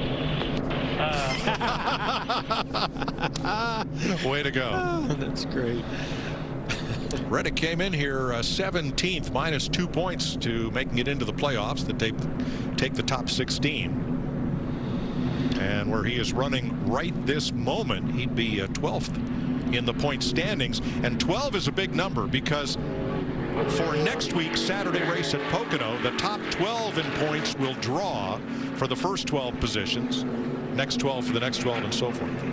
But Mike, these guys around that cut line, they have to start thinking more and more and more about points, because when the checkered flag waves on this race here, we are halfway through the regular season, 13 down and 13 to go. So as much as it seems like we've been racing for eternity, the end of the regular season keeps getting closer and closer.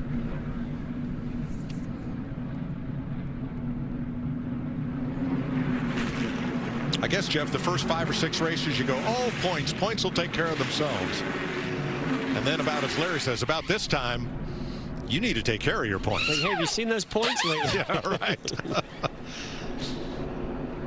So Tyler Reddick is the stage winner. And here they come on to pit road. Jamie. Tyler Reddick gets that first stage win, slides into his box, wants a little bit more security, a little too loose for that 8 machine. Vince?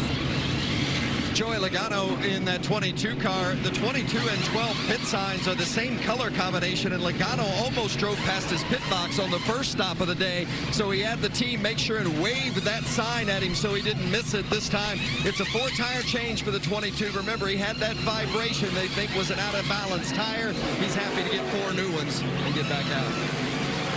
Here's the Ram race off pit road, scored at that second white line. Leaving the pits, Alex Bowman over Jimmy Johnson.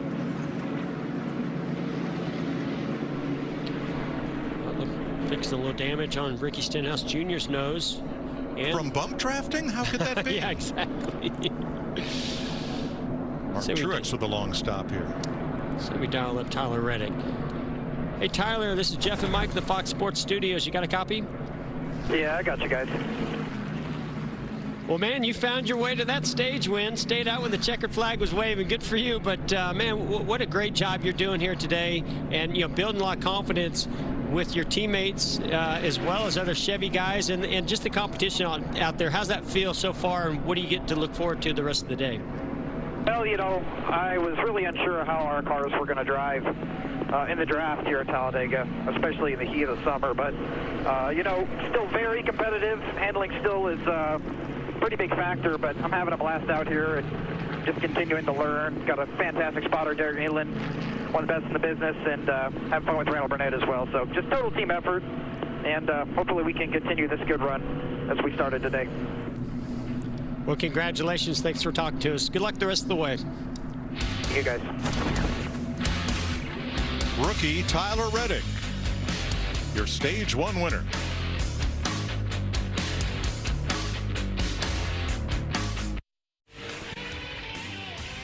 We're ready to restart the Geico 500 at Talladega after the end of stage 1. Here's one of the questions in the $1,000 Fox Bet Super 6 game. Which manufacturer will win today? It'll be Chevys on the front row for the restart, Bowman and Johnson, then 3 Fords, the Penske cars of Logano, Blaney, Keselowski. About half a dozen drivers, including Ricky Stenhouse, pitted an extra time just now to top off the tanks, and they'll restart out back. And we get to enjoy his path back to the front for what, the third time today, possibly. The other key element here is since all the drivers on the lead lap did pit, Denny Hamlin then found himself first car up behind the pace car and was able to take the wave around. So Hamlin, despite his problems earlier and going a lap down just before the caution flag, he is now back on the lead lap. Those 3 checkered flags up above the side window on Hamlin's car. Nobody else has that many this year. Tyler Reddick, just the second rookie ever to win a stage. Daniel Suarez won one at Watkins Glen in his rookie season. So the Ford Shelby GT500 that has the field in tow is about to make that hard left turn. And when they come out of the tri-oval, they'll be facing the green flag to resume at stage 2. Here they come to the Geico restart zone.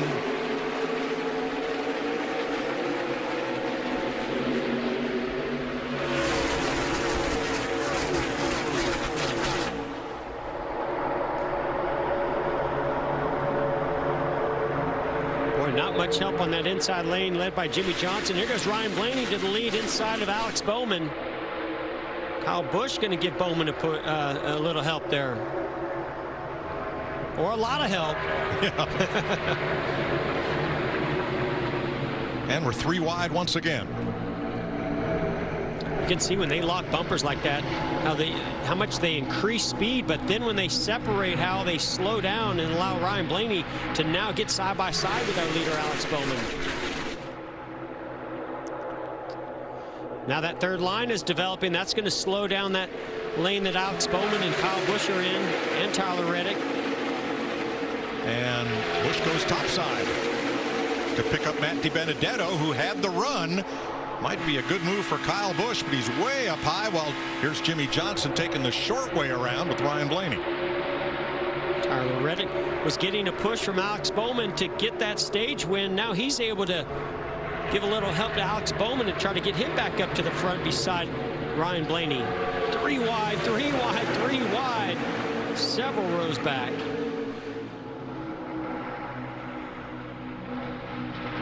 Jimmy Johnson might move up to help his teammate Alex Bowman.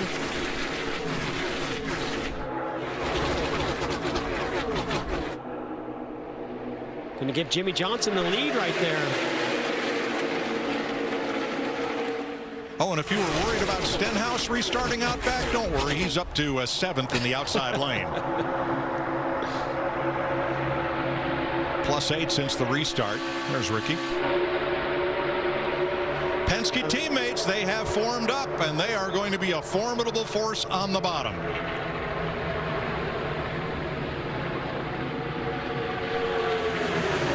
Two cars locked up on the outside lane to Benedetto and Kyle Busch. Now those Penske Fords on the bottom were locked up for a split second. I think there was a car, Mike, that was in this middle lane that is led by Jimmy Johnson that decided to go either to the inside or outside lane. That's where they lost all their momentum. Ryan Blaney on the bottom, who won here last fall. Here's Chase Elliott, who won this race last year.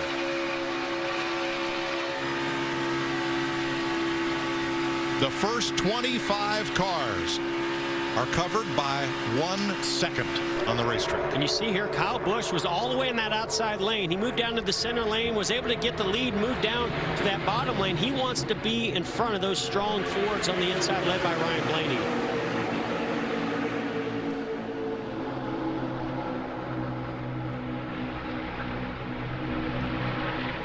In case you're watching the weather, 26 laps to halfway. Blaney taking a look to the outside of Kyle Busch.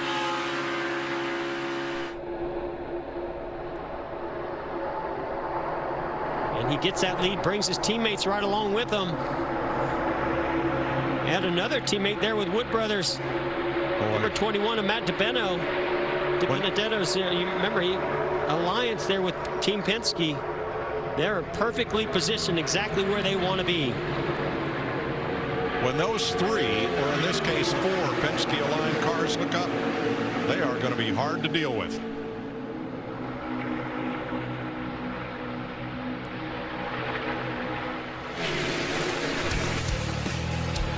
We're going to take you, Fox, side by side. Here's to the road ahead. Trust Toyota to be here for you. Now every hybrid vehicle in Toyota's lineup is available with 0% financing. With fewer stops for gas, Toyota hybrids give you the confidence to go farther. And with 0% financing, Toyota hybrids are even more thrilling. Enjoy more freedom in a Toyota hybrid. See your Toyota dealer or shop and buy online. All from the brand you trust, today and tomorrow. Toyota. The events of recent weeks highlighted the work we still need to do as a nation to condemn racial inequality and racism. We are committed to listening with empathy and an open heart to better educate ourselves. We will use this education to advocate for change in our nation, our communities, and most importantly, in our own homes. All of our voices, they make a difference. It is all of our responsibility to no longer be silent. We have a long road ahead of us. But let's commit to make that journey together. Together.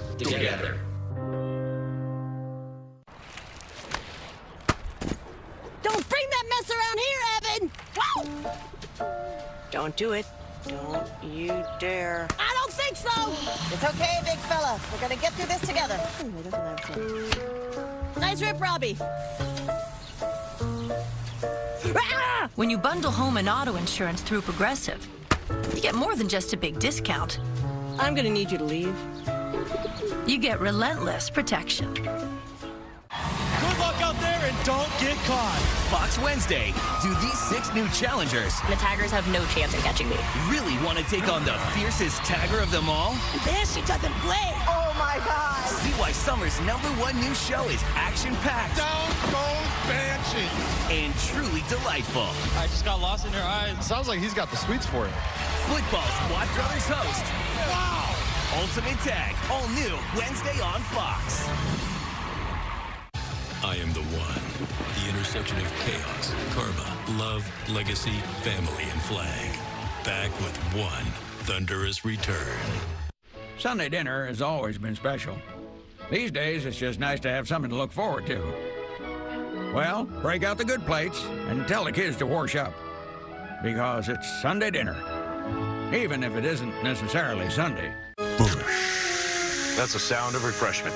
No question about it. I got a question. Does camouflage actually work? Let's see. Did not see that coming. Kind of the point. From Ryan Blaney in the 12 back to B.J. McLeod in the 77. That is 35 cars on the lead lap and in one big long string around Talladega Superspeedway.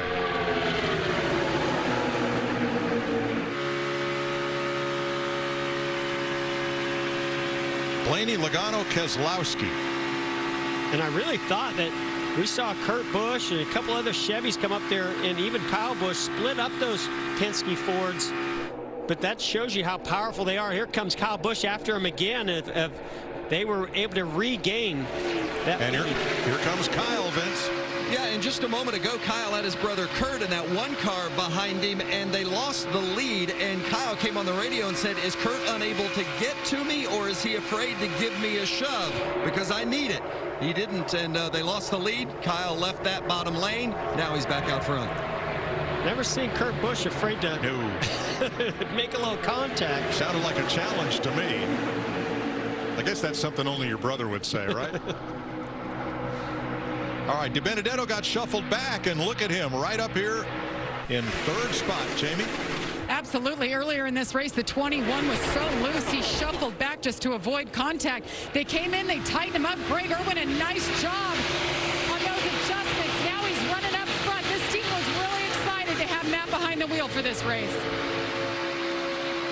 Here comes Chase Elliott in the far lane up the outside. We're at 74, 20 laps to halfway, 114 laps to go to complete 500 miles. And we're seeing how much more aggressive as we see Kurt Busch go to the inside. I believe that's on DiBenedetto. Brad Keselowski got shuffled back, but we're seeing more aggressive drafting and bump drafting.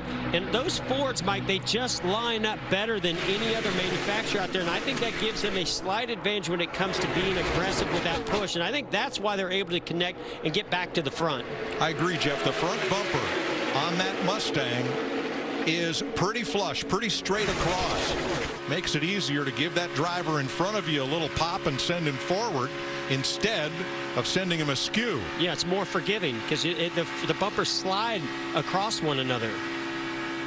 The brothers Busch have hooked up once again on the inside.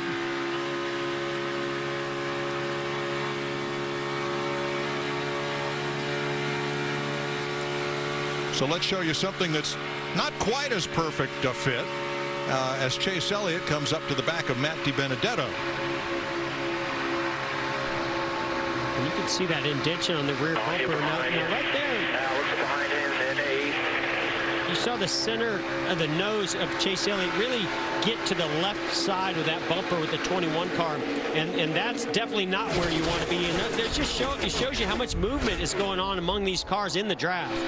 Really hard to line up exactly where you want to. And Chase Elliott getting shuffled out. Looks like somebody's coming to the inside as he goes to the center lane.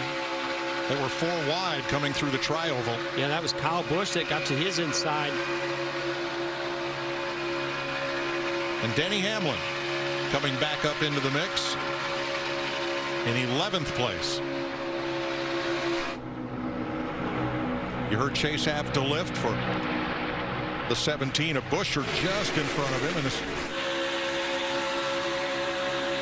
here comes Brennan Poole. 18th. All that means is you're the 6th car back in the outside lane.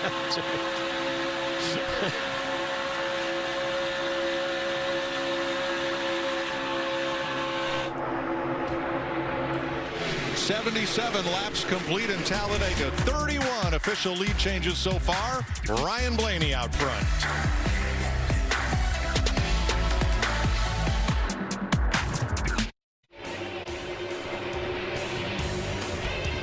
Laps complete in the Geico 500 at Talladega. Are we racing the rain to lap 94 and halfway? Or, with Ryan Blaney out front of his Penske teammates, are they going to race and play this out toward the end of stage 2? Larry, what do you do? Yeah, I mean, I've got the weather apps going in here. I've got my calculator going. I am feeling better and better about this race getting to the halfway point, at least to the end of stage 2. Now, if we were in normal conditions, the window is open right now to be able to pit under green and make it to the end of stage 2.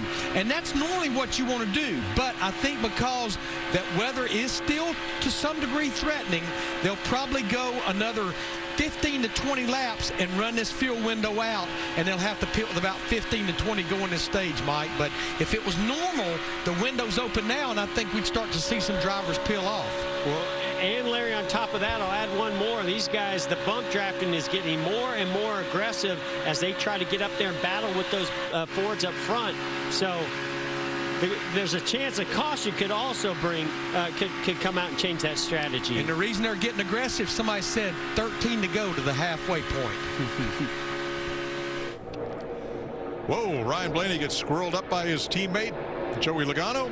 And here's a look at the USAA biggest movers since the last restart. Denny Hamlin and Ricky Stenhouse, no surprise, but how about Matt Kenseth right there with him?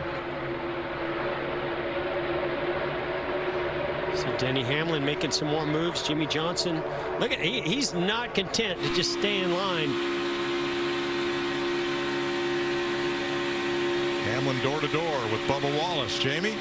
Bubba Wallace hanging there. He's right in front of Jimmy Johnson at this point. You know, he used to race here in trucks and in Xfinity. Didn't like this style of racing, but he really worked with his crew chief, Jerry Baxter, to change that attitude and embrace this style of pack racing. He likes it now, and so far right now, car is pretty good. They've adjusted on him. He was a little loose earlier. Wallace in 12th place with car owner Richard Petty in attendance. Ooh, Almirola backing up on the outside all by himself. Well, watch this outside lane start to really move forward, Mike, because the inside lane's broken up. Look, see the gap between Cole Custer and the 41, the 37, and Ryan Preece, and how little gap there is with Matt Kenseth being pushed from Ricky Stenhouse Jr. That's what's going to create that momentum shift and send that line to the front. Boy, Preece would have loved to got up there with his teammate Stenhouse, but Kyle Busch filled the spot. When Stenhouse and Matt Kenseth, as they were pushing, you saw Matt Kenseth's car get out of shape a little bit as those bumpers connected.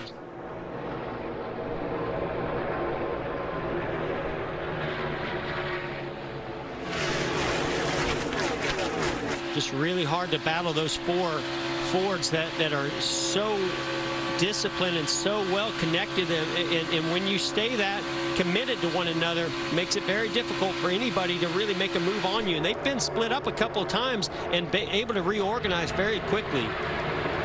Ryan Blaney won the race here last fall. He is the only Penske driver not to go to victory lane yet this year.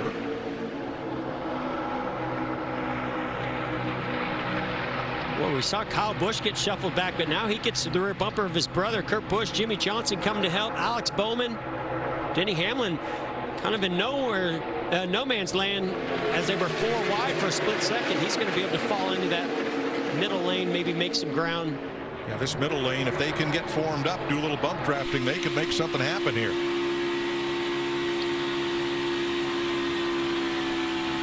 And normally, Mike, when you're up front, like we see Blaney and Logano, you're content to ride and wait for that outside lane to form, but they are not content. They are aggressively pushing out of control every single lap to try to maintain that gap that they have to that outside lane.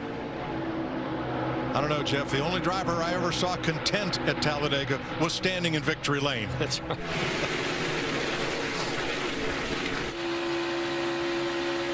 Oh, Ryan Preece gets shuffled to the outside lane. Yeah, that's not going to work well, is it? There's the difference in speed when you lose the draft and in that outside lane.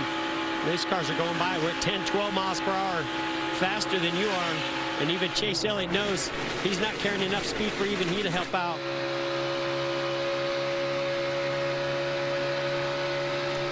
.86 laps complete, 8 to go to halfway, 102 left in the race. We'll take you Fox side by side.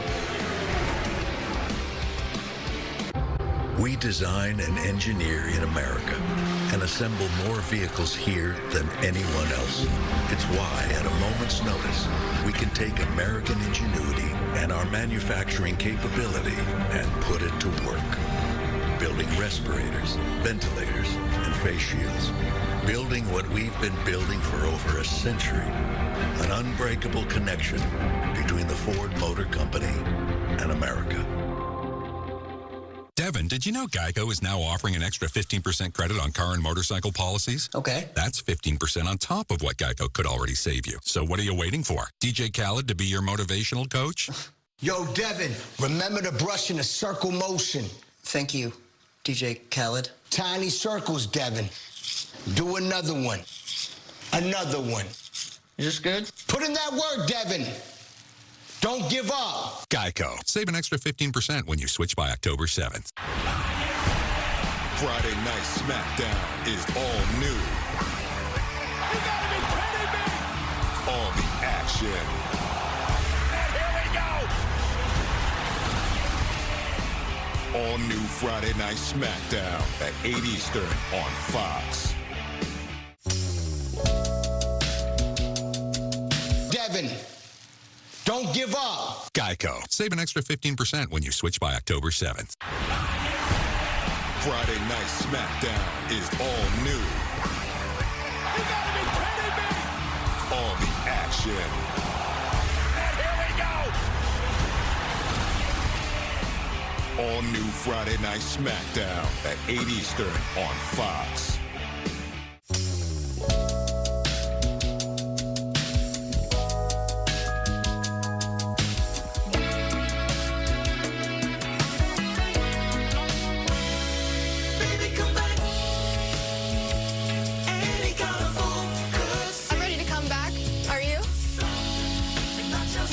delivery, curbside, and now safely reopening our restaurants. Hooters, welcome back to feeling welcome.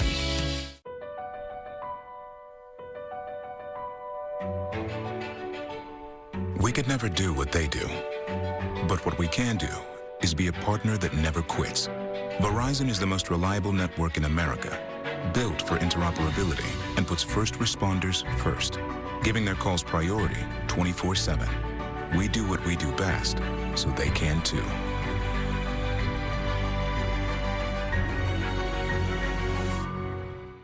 I am the future, and I am now. I am going to make sure my name will be the one you'll remember forever. I am the NASCAR Xfinity Series. Team Penske 1 through 4 on the inside lane in Mustangs. Here comes the Camaro of Bubba Wallace, leading that train up the outside. He's got Kyle Busch, probably the fastest single car here from the moves that he's shown us. And 7-time champ Jimmy Johnson in his mirror. Can they push that 43 to the front? I can tell you, Bubba Wallace's grip on his steering wheel has just gotten a lot tighter. Some of the pushes that he's been getting from that 18 at Kyle Busch have been extremely strong. So he's got the right help there, and they're lined up behind him. Here comes again.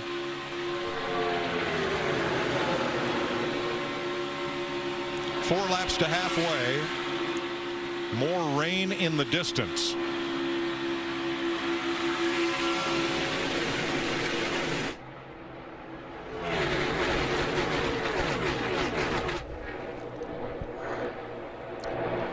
You know, Mike and Jeff, I've been monitoring when these guys would have to come to pit road. And one driver I'm looking at is Denny Hamlin in the 11. He's sitting back in 19th. He's back on the lead lap because he took the wave around. But by my calculations, he can only run about another 6, 7, maybe 8 laps on fuel, because remember, he didn't pit the last time. But what I am seeing, he's rolling out of the throttle a lot because of where he's running on the racetrack, trying to save fuel, because remember, you don't want to pit by yourself here on the green.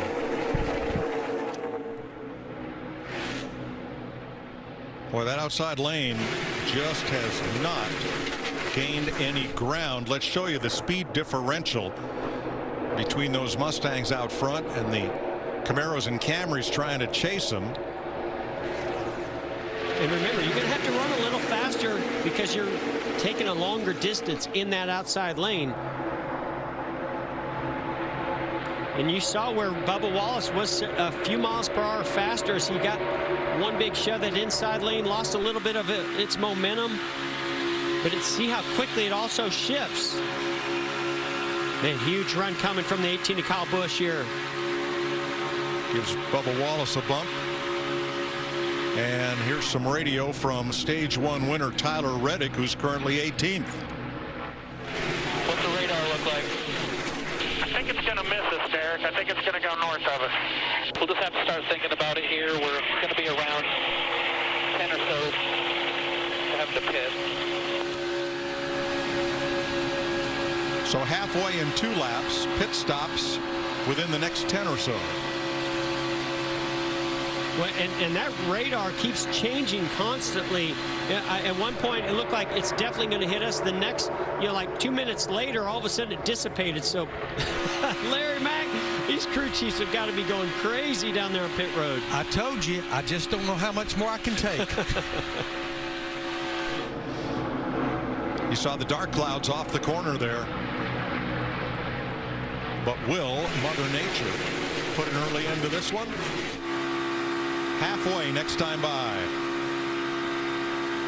And a big cheer goes up from the Steve Burns studio at Fox Network Center, Charlotte. Sorry, was it that obvious? It wasn't just you, Jeff. Listen, I want to get all of it in, but I am happy that we made it to the halfway point. This thing will be official if the rain comes, but man, we got a lot of racing, a lot of action left to play out. All right, we're going to take our pit stop now so we can be back for theirs. Ryan Blaney leads at Talladega.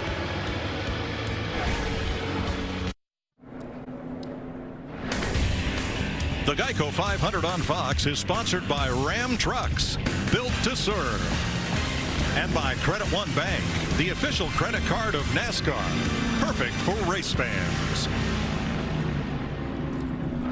Under caution at Talladega with 96 complete, rookie John Hunter Nemechek had an issue coming off turn 4. He's the black car just in front of Austin Dillon. No contact, we don't think, between the two, but see if something flies off Nemechek's car here. Yeah, everything seems to be fine right here. Right there, you see a piece of debris or a piece of rubber flies off. There's another piece, and this car starts to swerve to the left like it has a left rear tire going down, and he loses control. And that puts us under the 4th caution of the day, and the first one for an on-track incident. And there you see that left rear tire clearly down.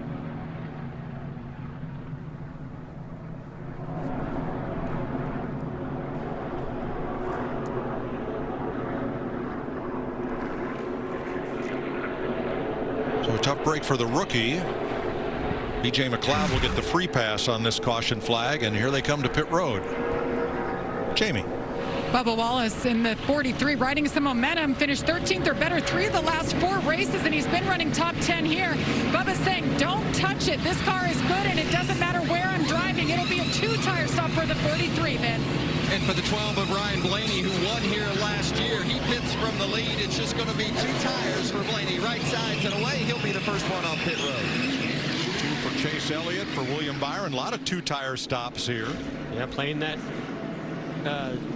track position strategy right now, except for the 11 of Denny Hamlin. So Nemechek brings out the caution flag. We're just past halfway in Talladega.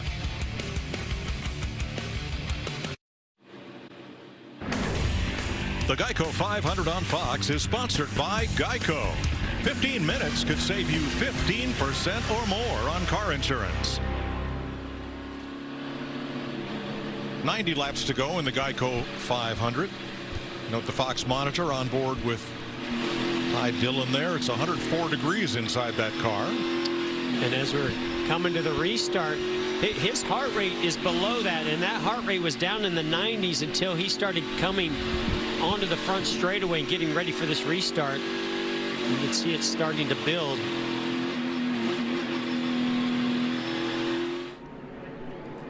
.22 laps to go in stage 2 as we approach the Geico restart zone. Blaney and Keselowski on the front row.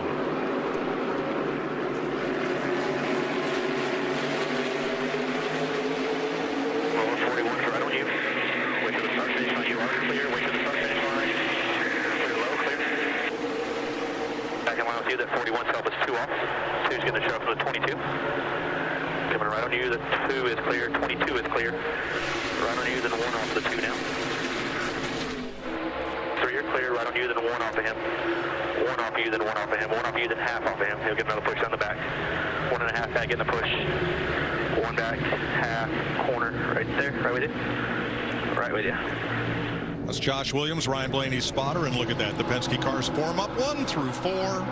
Boy, they've just been in sync all day long, haven't they, Mike? They even perfectly orchestrated that restart right there to get Blaney in the inside lane right in front of Brad Keselowski.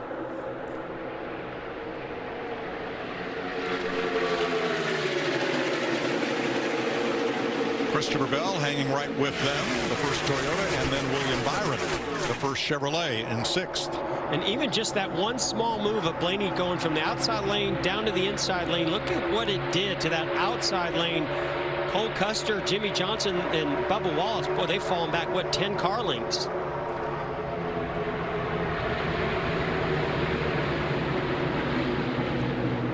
Chase Elliott was trying to make a 3rd lane work there, back at 22nd place.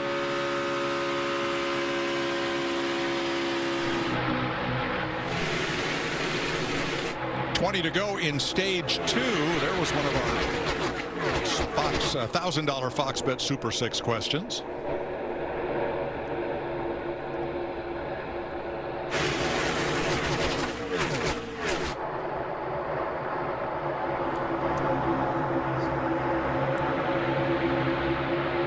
Ricky Stenhouse peeks out. Now he's going to lead the outside line.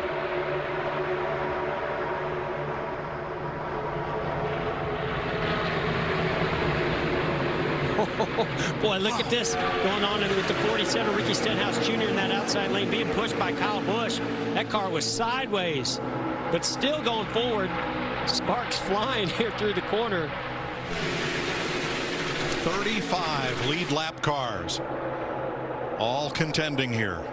And remember, that 47 car, Ricky Stenhouse Jr., was the pole sitter at Daytona. We know that's a fast race car. Look at him being pushed down this back straightaway. Wow. Now, had that push been on the left rear bumper, that would have spun Ricky Stenhouse out. But because it's on that right rear, it keeps a little bit of downforce in that car and doesn't redirect the air, doesn't make that left rear get light, and allows him to keep it going straight. But that was some great driving.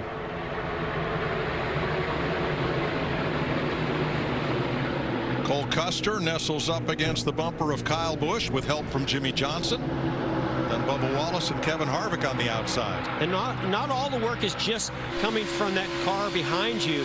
You have to, if you're Ricky Stenhouse Jr., you side draft that car that's to your inside, pull them back right as that run comes from behind, move up, try to clear yourself from that side draft and get that momentum and get to the next car. And then when you get to that car, you just take them one at a time.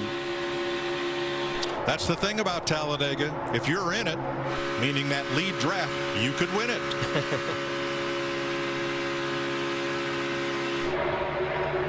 And you saw right there, Ricky Stenhouse Jr. was able to get to that next car. He got to De Benedetto. That broke them up. Now he's going to start working on Logano.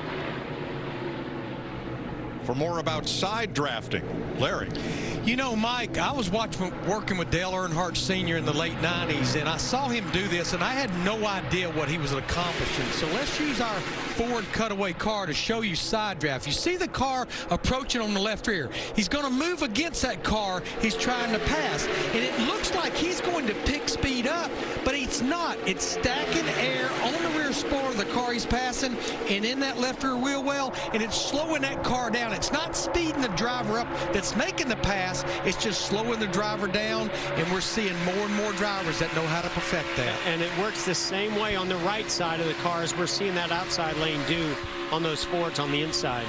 Here's Nemechek. Look at him in the 38 after just bringing out the caution. He's right back up in the middle of the fray in 11th. In fact, if you look at the first 12 cars right now, only 2 of them have been in victory lane this year, and that's Keselowski and Logano. Not even Kyle Busch has won this year. Well, Keselowski is getting there. They're down on the apron. As you saw, Joey Logano push Brad Keselowski, dropped those left sides down on that apron, got the car upset a bit. Now they've broken up the lead. Here comes the outside where Stenhouse is going to take the lead, or at least get side by side for it, which we've not seen. Kyle Busch has been the best pusher of the day. He's going to help Stenhouse get to the front. And Bubba in the 3rd lane. And Kyle Busch got launched by Cole Custer. And yes, here comes Bubba Wallace with some help from Kevin Harvick and Tyler Reddick in that outside 3rd lane.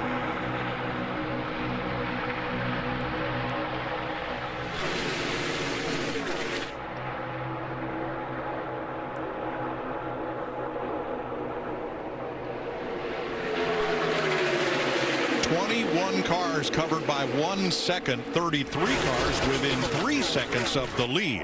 What does Joey Logano need right now? I can't see it. He's got the information of Brad. Brad is, he can't see nothing. So he's tight on him. He's tight. He's tight. He's tight. He's tight. They're side by side in your mirror now. They're outside the 21. They pushed them apart now. 1 apart. 2 apart. And so what Joey Logano is saying, he's so close to the rear bumper of the 2 of Brad Keselowski in front of him, he cannot see what's in front of the 2. Here comes Bubba to the outside. So he's trying to get his spotter to give him more information so that he can focus on that bumper and not have to worry about what's in front of them. Boy, the outside line was coming and then stalled out.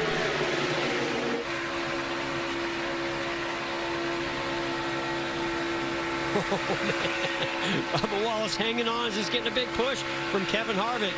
Sparks flying out from under his car. Here comes the run that he's looking for.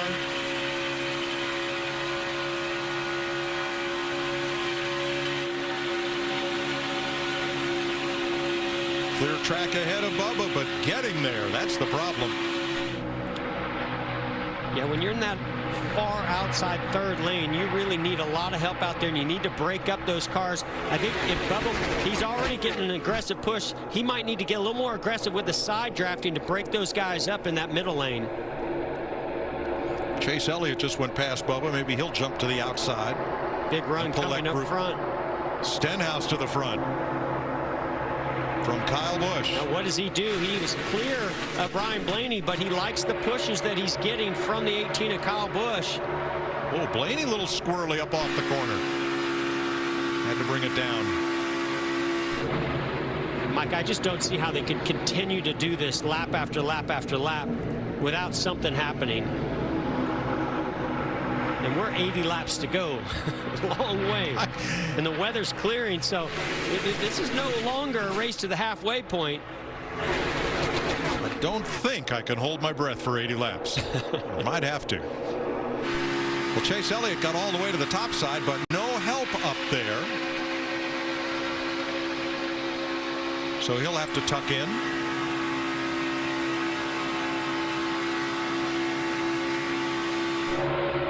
You see how aggressive Brad Keselowski's being in the banking, in the corner. The cars are actually stuck to the racetrack a little bit better. Even though you're cornering, there's more grip, and so you can get a little bit more aggressive. But on those straightaways, even though he's pushing, you got to be a little more careful to watch if that car gets out of shape in front of you. 35 lead changes so far, and that's only measured at the start-finish line. Now, I got to believe right now, Ricky Stenhouse Jr. is thinking, if I get there again, I might have to jump down in front of that lane. Whoa, De Benedetto shoving Logano. Oh, he's going to get shuffled out as Christopher Bell comes to the inside. Yeah, Matt just got up a little too high, and that opened up the bottom for the 95. And with him comes Byron and others. Dillon moving up on the inside. That was an opportunity for Stenhouse and Kyle Busch, but unfortunately they hooked bumpers and got a little bit out of shape, had to check up a bit. They're reforming that line now. You're riding with Ryan Preece, bumping with rookie John Hunter Nemechek. Nice recovery since that flat left rear tire on John Hunter Nemechek. Find his way back into the top 10. They are second and third on the outside, led by Johnson. Watch the green car, Kyle Busch. He is coming hard on Stenhouse to give him a shove and maybe put him back to the lead. Look at the momentum from that middle lane, and then Stenhouse stalls out. And you saw Jimmy Johnson get a big surge of momentum. Look at that roof, or that hood flap popping up. Oh man, Stenhouse holding it tight to the outside of Ryan Blaney. Oh, that's really broke them up right there. Now they're free and clear. 2-3 cars might be clear, the 12 car Blaney. Do they drop to the bottom? Absolutely. Yes, they will. Stenhouse from Olive Branch, Mississippi, the former dirt driver, has brought his JTG Doherty Chevrolet to the front. Bubba Wallace moving up in front of Jimmy Johnson, that third lane.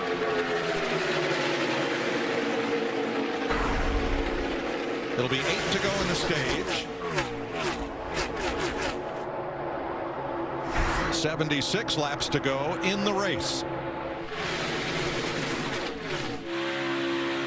I always forget, Mike, how aggressive and how badly these teams are going to fight for those stage points and that one playoff point that's available to the winner of this stage. Oh, here comes Blaney with a big run again. Goes to the outside of the 18, and Kyle Busch. Now Stenhouse moves up to block him. Stenhouse blocks them and leaves his drafting partner, Kyle Busch. Unbelievable the runs that those Fords can get. When they all work together, they are hard to beat. Whoa! Almost. How did Blaney save that? He never even checked up, Mike. No. He's going to take the lead with that. I mean, he was completely sideways. Oh, my goodness. Not only that, it got him the lead back. I don't know about his heart rate, but I know what mine did right then. Oh, man, you could see he just jumped out to go around Ricky Stenhouse Jr., but at the same time, he was getting a big push from Brad Keselowski. But, Jeff, you're right. He never came out of the throttle. Now, he was busy with the steering wheel, but he didn't come off the throttle. Well, luckily, he runs those bright-colored yellow gloves so we could see his hands moving through the windshield. Bubba Wallace to the outside. And Blaney's got a new drafting partner in Ricky Stenhouse. Boom! Look at that huge bump to the two of Brad Keselowski's rear bumper from Joey Logano.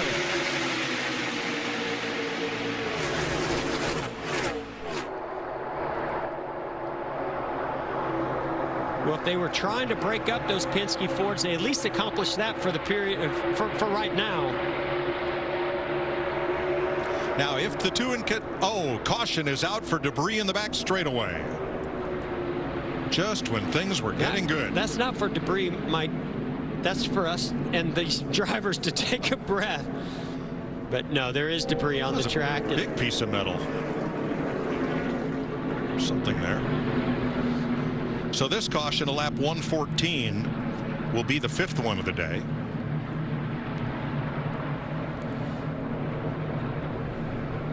Now what do you do here, crew chief, as we wind down these laps if that pit road opens before this stage ends? Well, and I think we'll get back to racing, Jeff. There's no question before this stage. But no matter whether you pit here or you pit at the stage end, you're going to have to pit one more time. If I'm up there and I'm battling for these stage points and I'm battling for the stage win, I do not pit right here.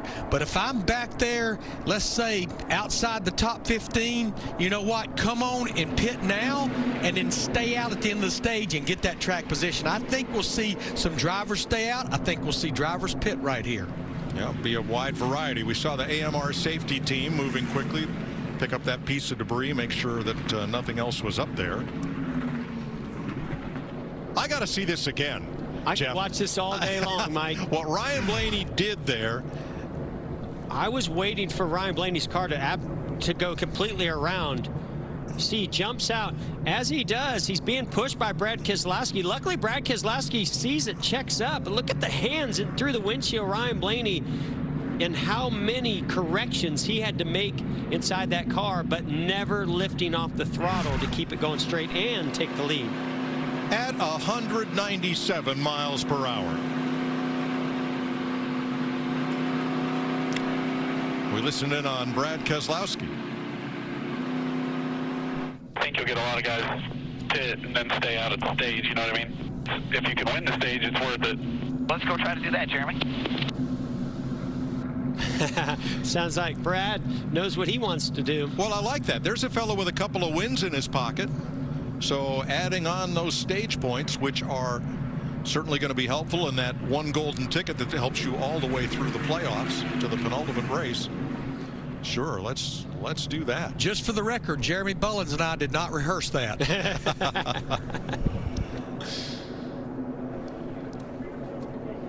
Joey Gase 2 laps down. He is the first car not on the lead lap, so he will get the free pass under this caution flag.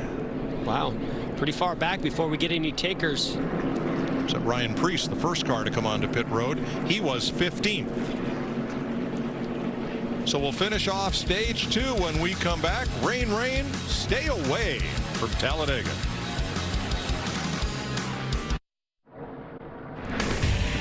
The NASCAR Cup Series on Fox is sponsored by Progressive Insurance. Save when you bundle auto, home, or motorcycle insurance. And by Pizza Hut. Order today at pizzahut.com. 71 laps to go. Here's your Progressive race summary. Ryan Blaney is your race leader. One of 13 drivers to lead this race. Now 37 lead changes and 35 cars on the lead lap with the addition of Joey Gase, free pass car. And here's Ricky Stenhouse and team. LA team, man, we're trying. It's hard to beat 4 of them. Does he want to stay middle lane? I'm fine with that. I just kind of need to know what he wants to do. You don't want any of the Penske cars behind you because they're all in a line and they just go with each other. They don't play well with others. Is that what he's saying? I think that's what I hear him say. Well, they're going to stick together and they're going to drop you out every chance they get. My only concern here of not having tires is just the grip level. As the bump drafting gets more intense, you're going to lose a little grip on those older tires versus the newer tires. So the first 17 cars, Jeff, did not stop on this restart to finish off stage 2.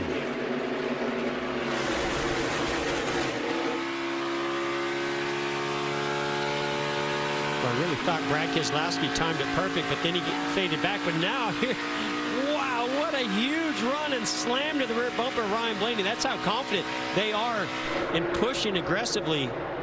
But Kyle Busch gives Stenhouse a big shove on the outside.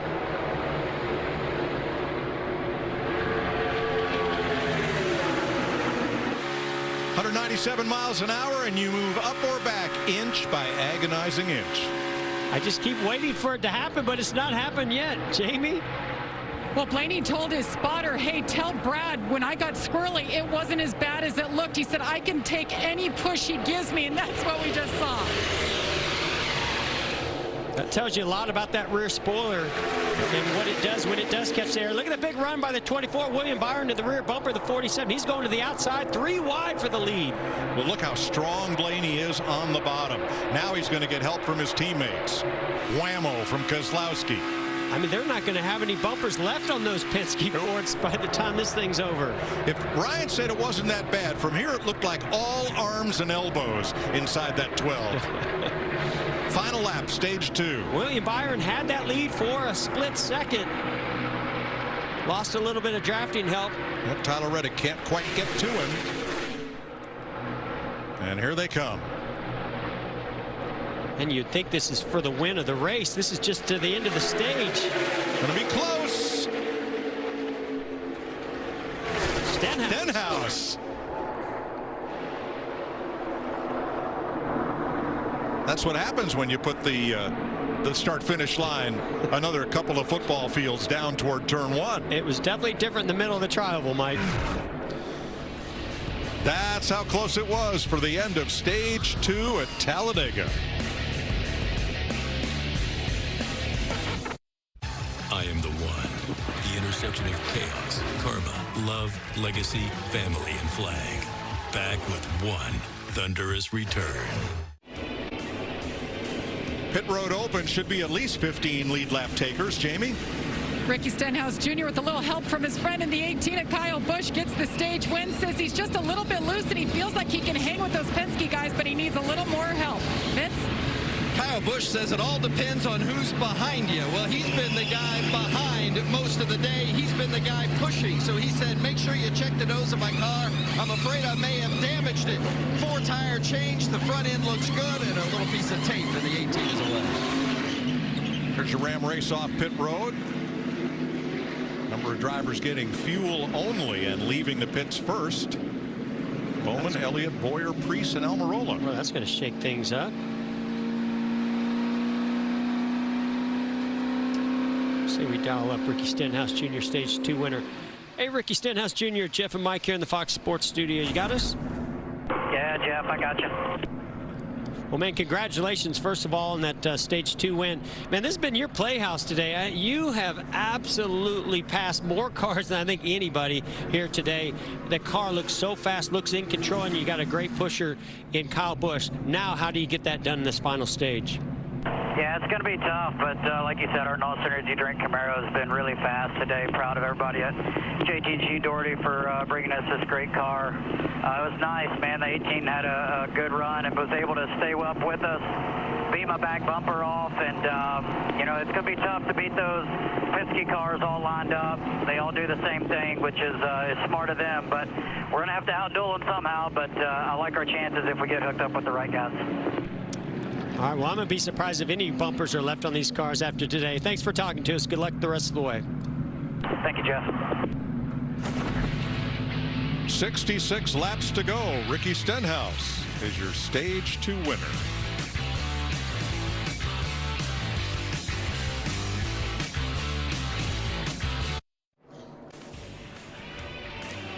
.64 laps to go in the Geico 500 at Talladega, ready to begin Stage 3 And let's assume we're going to go the full distance, 64 more laps, Larry. What's your Credible.com race strategy?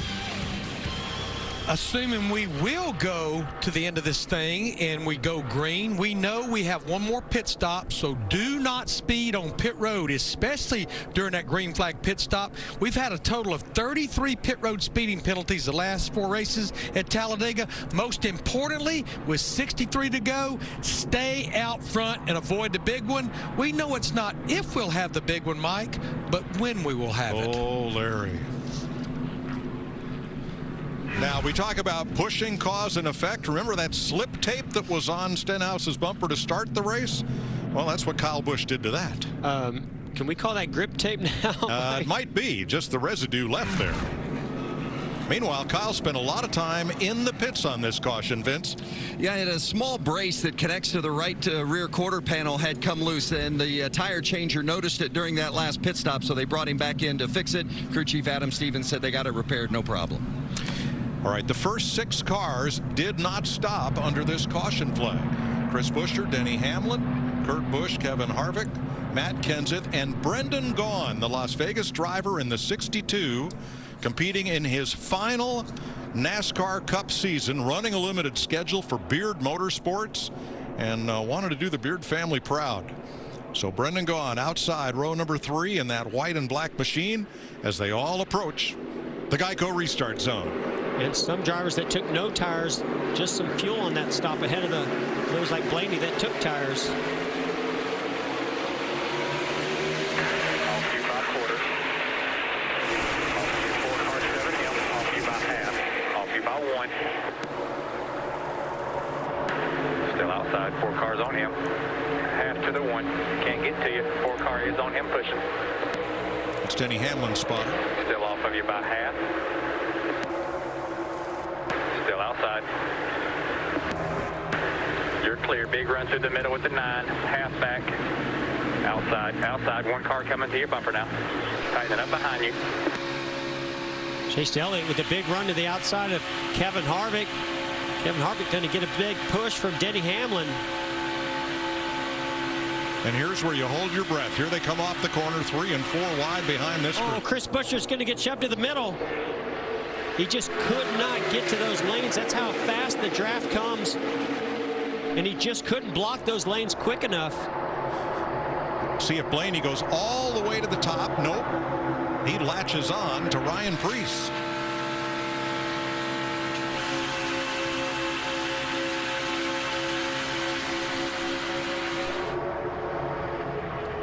Preece looking at Chase Elliott in trouble. An issue. Kenseth down to the apron, and here comes that outside lane. We saw Matt Kenseth just jump out of line in a hurry to go down to the apron to slow down. Elliott and Preece coming to the front.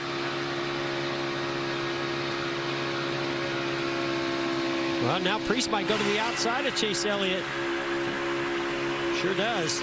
Well, look at those roof flaps flying on these cars, trying to take a little drag out of the race cars. Ooh, Kevin Harvick almost got into the door of the 12 of Ryan Blaney.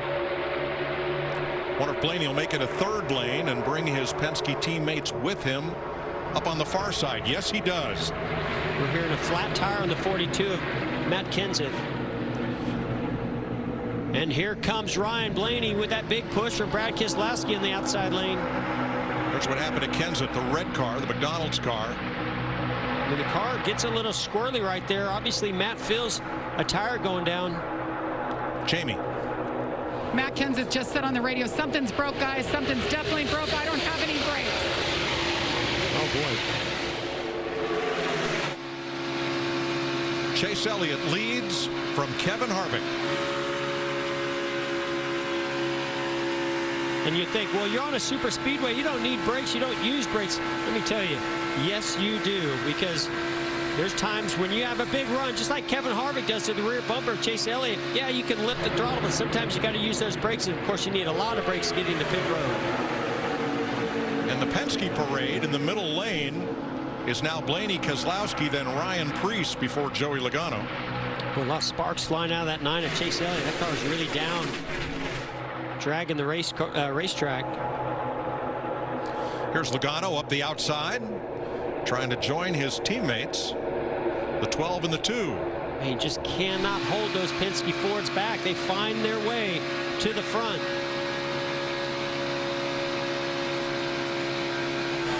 Kevin Harvick right up at the front behind Chase Elliott. The number 4's average running position today has been 20th, and here he is right up front for the lead. He's beating the camera off the rear bumper of that car. Here comes Denny Hamlin to the middle lane. But Joey Logano with a big push from William Byron to the outside. Ooh, Denny Hamlin gets a little bit loose right there. Remember, they were making some adjustments on one of those pit stops to the 11 machine. I don't know if they were trying to fix the handling or get a little speed in that 11 car, but you saw him get out of shape. Looks like they might have done both. 59 laps to go at Talladega. Chase Elliott in the lead.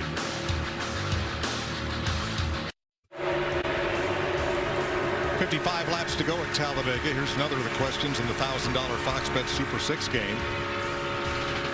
Oh, big spin. Chase Elliott, and everybody scatters.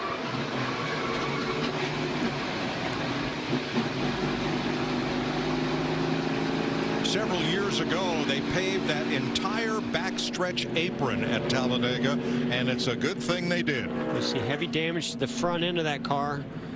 Then you see, look at the right rears down. I mean, all the tires down. Big damage. He was running fourth the last time they came by the line. 9 car up on the outside. Comes a big push from the 2 car, Brad Keselowski. Oh, the 22 of Logano moves up in front of him while he's getting that push from Brad Keselowski. Brad, again, like we talked with Logano earlier, can't see what's in front of him. He's just pushing Chase Elliott. Chase tries to make some evasive action to go around the 22. Those bumpers connect and turns Chase Elliott right around. Here comes Austin Dillon. Makes contact with that right rear than the 9. Wow, how did William Byron miss him? I wonder if that was as close from up high as it looked from here. So here comes the push to the rear bumper. Chase Elliott. Now he has a huge run coming, and he just, he's got to figure out where to go with it. He doesn't want to run right in the back of the 22. He tried to hedge to the inside at that same time, and that's the problem. When you're getting pushed like that, you really can't turn the steering wheel, and Brad Keselowski's on his rear bumper, and it's going to hook that car and turn it around.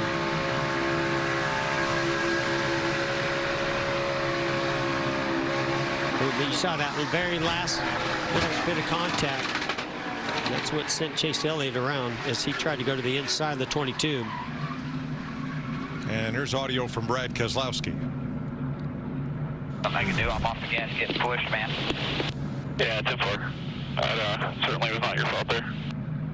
And to Brad's credit, he's bringing it up. He's pushing, but he's getting pushed from somebody behind him also.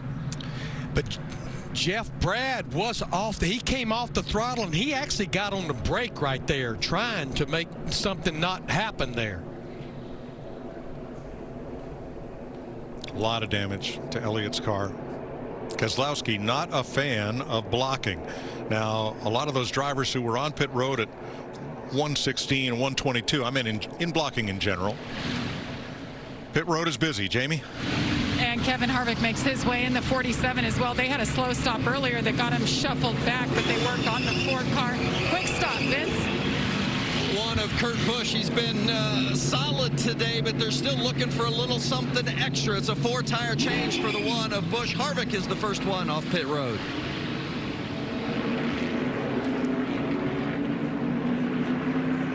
Harvick, Hamlin, and Stenhouse.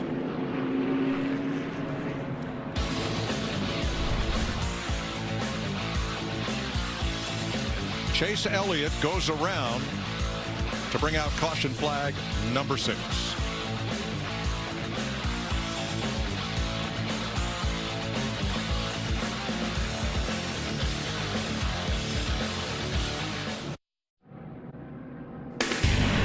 The Geico 500 on Fox is sponsored by Coca-Cola, a premier partner of the NASCAR Cup Series. And by Credit One Bank, the official credit card of NASCAR. Perfect for race fans. 52 laps to go under caution at Talladega. So let's take a look at today's Credit One Bank ones to watch. Well, Mike, I got the first pick. So I'm going Ryan Blaney. Ryan Blaney has won at Talladega. He's led 4 laps today. He's led a bunch of laps here in 2020 without a win. I think that win comes today. Well, Jeff, not only is Joey Logano one to watch, he's fun to watch. I mean, nobody probably pushes better than Joey Logano. He has 3 wins, top 5s in 4 of his last 5 Talladega races, but he might have to beat his teammates. Started out as a very emotional day for Bubba as everybody came together to support him, but he put his helmet on and went to racing. He was running up in the top 5 at one point. He's mid-pack now, but remember, he almost won the Daytona 500 2 years ago. Keep your eye on the 43. I really wanted to take Brennan Poole, but Kyle Busch has won at every track on the circuit except the Charlotte Roval since he last won here at Talladega in 2008. I think he is the best car on the track right now that is not a Penske Mustang. Those are your Credit One Bank ones to watch. Brennan Poole was in the top 6 when we made our picks. Could have gone with him, Mike. He's having a great day.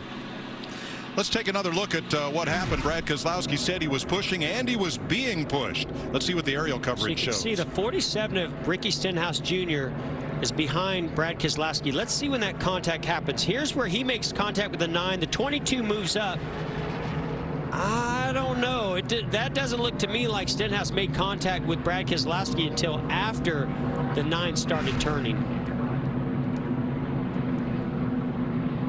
Boy, it's been a lot of bump and run today. You can hardly read the Mustang on the bumper of any of these cars except Blaney's, because he's been out in front for 54 laps thus far. Chase is going to make it back in the race, but not be much of a factor. Yeah, I don't know if that car is going to be able to continue on. That's heavily damaged. It's just got to get to minimum speed so then that they can get the damage policy clock off, and then they can go back to work on that car. He's 3 laps down. Austin Dillon, after hitting Chase while trying to avoid him, is out of the race. Matt Kenseth had a problem with either brakes or the track bar in the rear end and is also out of the race. You'll listen to Coleman Presley's spotter for Brad Keselowski as they approach the Geico restart zone. It'll be 50 laps to go. 5, 4, 3, 2, 1. Green flag. Soft half off you. Soft half. On you now, 2 by 2. Room by 3/4 in front. Half. Quarter in front. Quarter in front. Top's going to have a lot on exit. You're ahead 1, half in front. Half in front. You keep shoving, holding half. Holding half. Holding half. Still half in front. That's hard work for a spotter. And that's why they burned through about 3 different batteries on that radio. So important to what's going on here, because the draft and just how quickly things materialize, those big, huge runs, you have to be on top of your game and give just more information than you could possibly imagine. Look at Ricky Stenhouse repaying the favor to Kyle Busch and trying to vault him into the lead. And that's exactly what Kyle Busch was hoping for. I'll help you, but when it comes time, maybe you'll help me. But Stenhouse couldn't stay attached to Busch. And Blaney and Logano. And look who's 1, 2, 3 in that bottom lane. Ryan Blaney, Joey Logano, Brad Keselowski, all at Penske, and they've got another Ford teammate, basically a teammate here today in Kevin Harvick.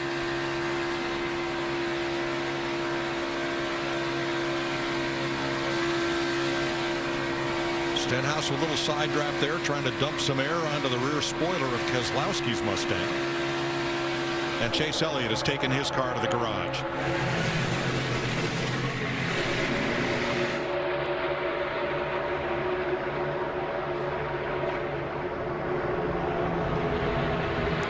Daniel Suarez up there in the lead pack right behind Harvick in the 96. Yeah, great job by him hanging in there, avoiding some of these incidences.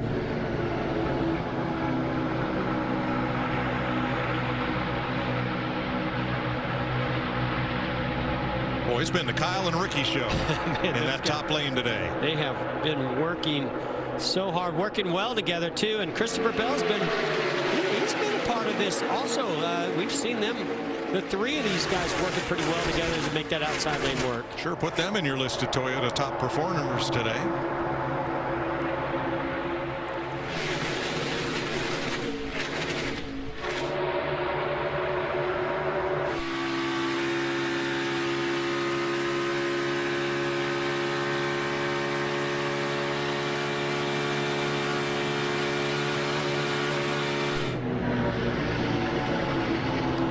They made it look easy today, Mike, where the Penske Fords have been able to get together. We got an issue. Brennan Poole goes around.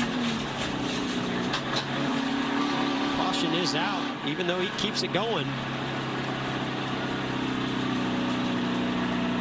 I just know that's going to be my fault. I so wanted to pick him. He's having a great day today. You could have picked him on one heck of a save. Yeah. Joey Gase with a lot of damage there, and Brennan Poole. Lap 143, 7th caution flag. So let's ride with Brennan and see what happens here. In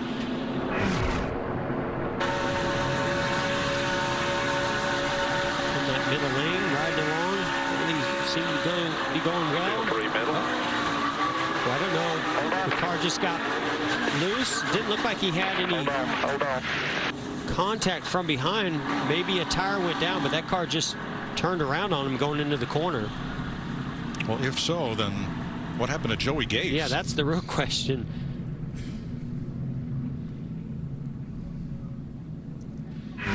I think Joey Gase made contact there with Brennan Poole as Brennan was maybe being turned around, and then he made contact with the outside wall. You know, Mike and Jeff, this is an interesting caution, because when you look at the three Penske drivers of Blaney, Logano, Keselowski, Kyle Busch in the 18 car, they were going to have to pit with about 15 laps to go, because remember, they have stayed out. I think they come here for fuel only, but now those drivers that pitted under that last caution, they probably can stay out here, and with these cautions being able to save fuel, I think they can make it to the end. And the first of those drivers is Ricky Stenhouse, then Kevin Harvick and Christopher Bell, but they look like they're lined up to come to pit road this time. Quinn Houff will get the free pass for the second caution in a row. That will put him back on the lead lap. Jamie. Yep, and Brad Keselowski was one of those that stayed out last time around in the 47 on the right. Ricky Stenhouse Jr. took right sides only last time. Let's see what they call on Brad Keselowski here. Fuel only. Vince. In the top three, Ryan Blaney, Kyle Busch, Joey Logano coming as well. There's Busch on the left-hand side, Blaney on the right. It's a 4-tire change for Kyle Busch. Right sides only for the 12 of Blaney. So Stenhouse and a number of the cars that had been in on the last caution coming for fuel only, and look at the spots that those 5 drivers pick up.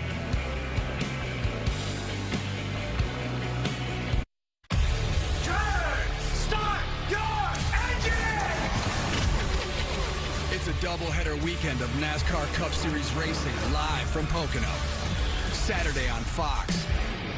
NASCAR's finest take on the tricky triangle in the Pocono 325. Then Sunday on FS1, it's the Pocono 350. NASCAR's live Saturday on Fox and Sunday on FS1. 44 laps to go in Talladega in the Geico 500. After pit stops, 6 drivers stayed out. So Christopher Bell is your leader. Here's a look at a race recap sponsored by Advance Auto Parts. An emotional pre-race as NASCAR closed ranks and rallied around driver Bubba Wallace. The King, Richard Petty, came for the first time in several months. He's been to a race, and all the drivers and crews followed Bubba's 43 down to the head of the grid where the national anthem was played, and in a show of unity around the driver of car number 43.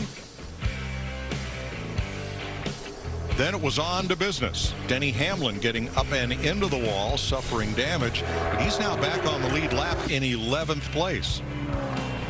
Under caution for the finish of stage 1, rookie Tyler Reddick getting his first stage win in the Cup Series. Ricky Stenhouse getting his first of the year, winning stage number 2. Chase Elliott getting tipped by Brad Keselowski and going around into the wall and collecting Austin Dillon. Both those cars are out of the race.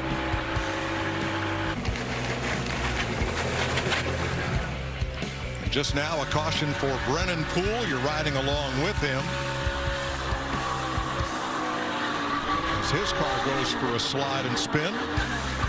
And Joey Gase also receiving heavy damage in that one. With 43 laps to go, looks like a few drivers may have come in to top off fuel for this run to the finish. And we'll listen in on Martin Truex talking fuel. Think you can make it from here? It's super close. If we could just hang on to the back and save, that's probably our best bet right now. And we just never come back. First speeding penalty I've heard today. Matt DiBenedetto too fast entering pit road. Strategies just all over the place here, Mike. Some that stayed out are going to have to conserve fuel. Some that didn't take tires. Then the first car with tires is Ryan Blaney with 2 right side tires. And there's a few that followed suit with that. And I would imagine there's probably some a little further back than that with 4 tires. Joey Gase has gone to the garage where he will join Chase Elliott, Austin Dillon, and Matt Kenseth. Kenseth having problems with either the rear brakes or the track bar and out of the race early. There are 32 cars on the lead lap. Brennan Poole, Timmy Hill, Garrett Smithley, J.J. Yaley are laps down. And the 2 drivers on the front row, Christopher Bell and Eric Jones, did not stop under this caution. And it's the first time Bell has led laps in the Cup Series. As we get ready to restart, it'll be 42 laps to go.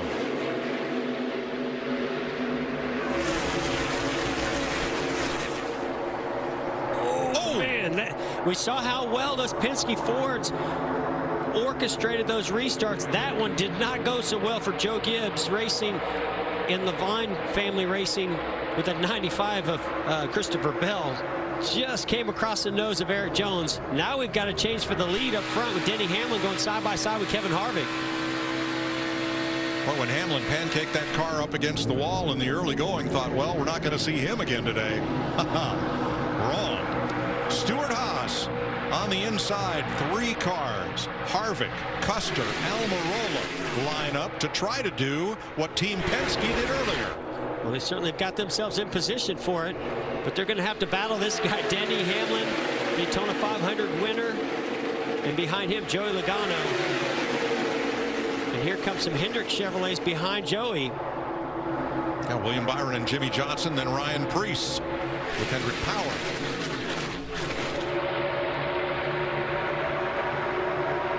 Jeff, the Toyotas have been fast by themselves. They've been good pushers, but I haven't seen them link up together very much today. Yeah, I don't know if it's, they really started this strategy of working together as a manufacturer and as a team and showing some of the other manufacturers how to get it done. But today, we have not seen those Toyotas be able, either by choice or just it hasn't worked out, to be able to get them connected. All right, Christopher Bell has been posted by NASCAR. Note the double yellow line on the inside of the track. You cannot go down there to pass. And you cannot force another car below the yellow line, or NASCAR may take action, and that's what happens on this restart. Or does he change lane? No, he doesn't change lanes before the start-finish line. Okay, so he goes down there. And for forcing Jones below the yellow line, Bell gets a penalty. And I agree with that. They don't call that very often, but I do agree with that. Larry, correct me. I believe that'll be a drive-through, a pass-through penalty down pit road. It will be a pass-through penalty. They won't have to stop, but they're going to be on borderline going a lap down. Busch with the big issue. Went to the top of the racetrack as if perhaps a tire issue, and drops toward the back. Is it the left rear maybe down?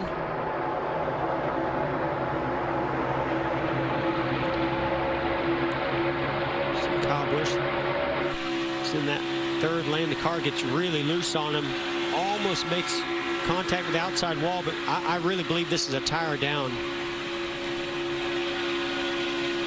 Vince? Kyle had some contact coming to pit road for that last stop when he came in and topped off, and they were concerned it was going to create a tire rub. They thought maybe they had escaped that. Evidently had not, and he's got to come back. Hard to say. He's moving around. Oh, you can see right rear tire, I believe, is down, and there's some smoke there. So Logano is your leader over Hamlin, Harvick, and Byron, the first car on the outside. William Byron has our Xfinity fastest lap of the day, 201.22 miles per hour. Kyle Busch has safely made it to pit road. Remember, Mike, that was with efforts from NASCAR to slow these cars down with a smaller tapered spacer. And Jeff, that seems to have worked. Only 3 drivers today have turned a lap in excess of 200 miles an hour. And that was the goal. I can't say it stopped the bump drafting and the bumpers from meeting up with one another, and that's only going to continue to increase as this race goes on. What it did stop was the love bug style racing, where 2 cars attach to each other and never get unhooked. All right, let's go to Jamie Little, who caught up with Chase Elliott. Chase Elliott had damage earlier, but you attempted to continue. Chase, what ultimately took you out for the day? Just I think they're wrecking. The splitter was in the ground a long ways, and it was just dragging too much, and wasn't getting any air to the engine, so it was getting really hot. So it just wasn't worth continuing. So I hate it. We had we really started the day struggling pretty bad, and finally got it going pretty good, I thought, later on, and yeah, ultimately just got in a bad spot there and went around. Yep, thanks. Tough break for last year's winner. Out of this race, William Byron has taken the lead from Joey Logano. So it's Chevy, Ford, Toyota in the first 3 spots. No friends there. Oh, Ricky Stenhouse making it 4 wide with his teammate Ryan Preece.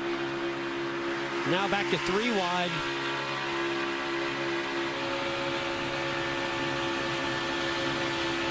So that's Preece with our P&G cam looking back as Blaney tries to work his way back to the front.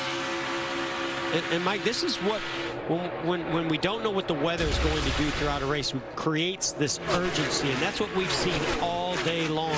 It just seems like the urgency to push, to get the lead, to get track position, to make it 2, 3, 4 wide. 35 to go. 7 cars have broken away at the front of the field, single file, led by William Byron.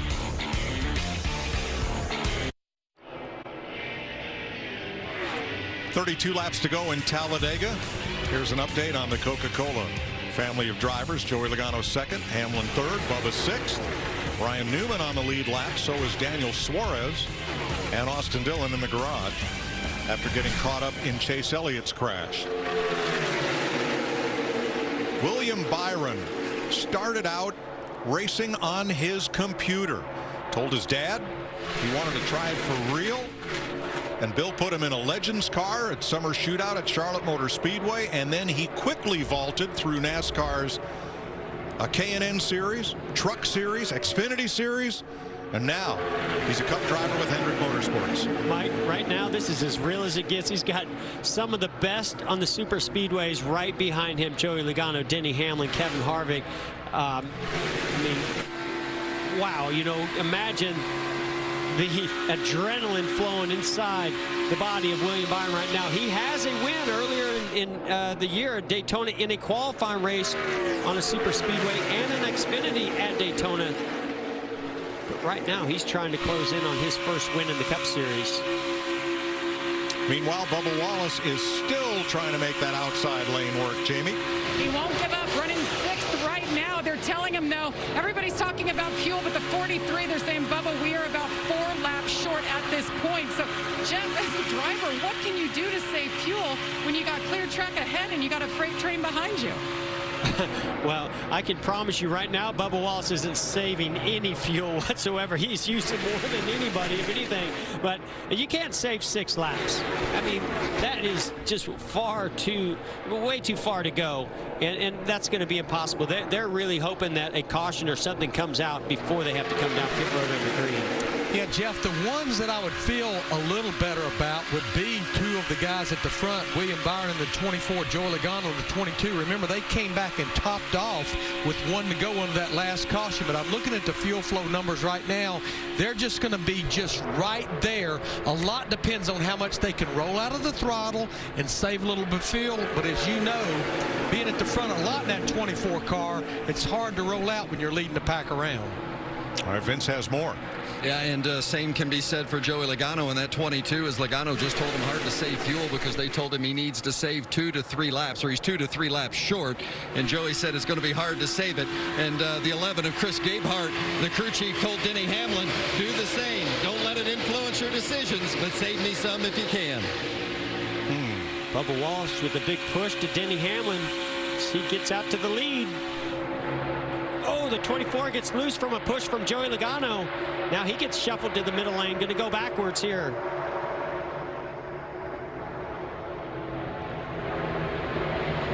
Tough break for Byron, and I think, Jeff, most of that pack was content to let him lead. It might have allowed them to save a little gas as Bubba Wallace guns it from the inside with Joey Logano and Kevin Harvick. See if Bubba Wallace can handle that aggressive push from Joey Logano.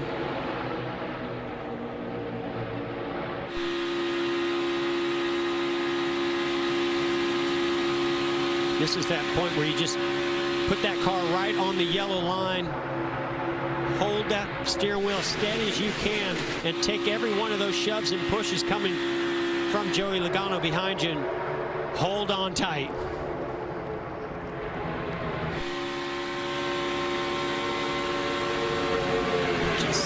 Bubba Wallace looking up in his mirror to see when that push is coming, trying desperately to hold that wheel steady.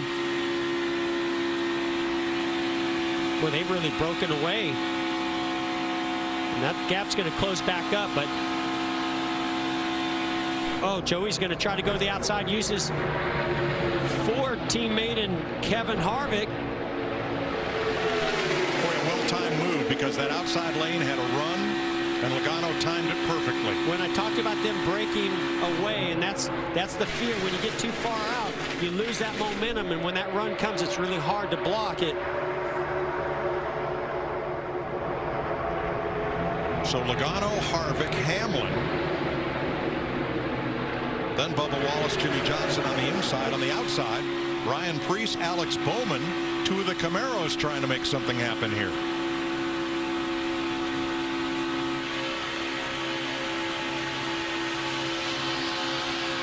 We're going to make that today's tied clean pass as Joey Logano timed it pretty perfectly. You can see he's using that draft. Gets a run, gets a little push from behind from Kevin Harvick. Peeps out, does a little side draft to the rear bumper of Bubba Wallace.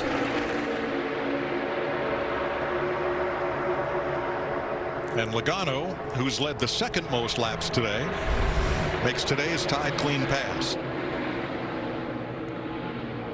Now Alex Bowman. Look who's back at the front. We haven't seen Tyler Reddick since he won stage 1. There he is. Second place. Preece on the outside of him. Where did all these Chevrolets come from all of a sudden? They're ganging up on the Fords and Toyotas. Ryan Preece, the former NASCAR Wheel and Modified Tour champ in that blue and white 37. His best career Cup finish came right here in this race at Talladega, 3rd. And he's doing this with heavy damage to that front splitter, front nose. See some of the shots of the front of that race car, the 37, Ryan Preece. And it's pretty amazing that he's able to be out front right now with all that damage. There's that patch job that they've done on the nose. If that makes it to victory lane, it'll be beautiful. 30 cars on the lead lap with just 24 laps to go.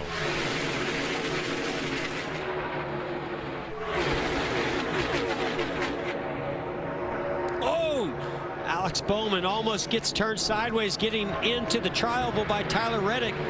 And again, this is that huge push from the 22 of Joey Logano, just being really aggressive, but those bumpers don't line up quite as well in those Chevrolets, Jamie. And Tyler Reddick, guys, he has had to earn his way up to the front. He's had some brake bias issues, and we saw in a couple stops now, it's been 3 straight, where he slides through his box, so his stop takes so long, he gets shuffled mid-pack, so he has had to earn it to get to the front. He said his car is almost perfect right now.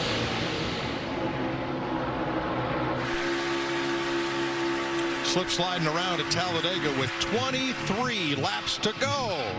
4 Chevrolets in front.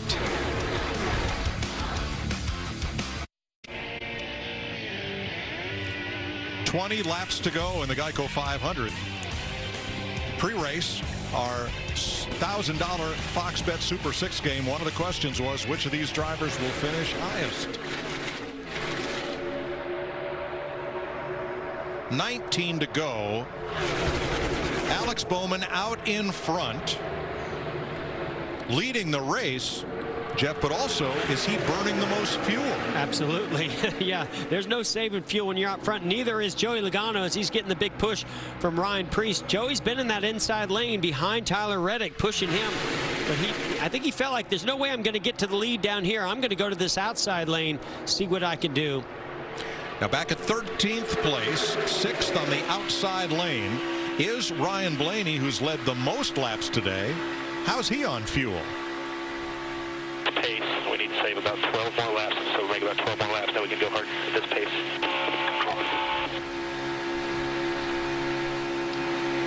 Yeah, so we've been monitoring how Blaney's really not made a lot of ground up since that last pit stop, but a lot of it just has to do with the pace he's trying to run to save enough fuel to be good to go to the end.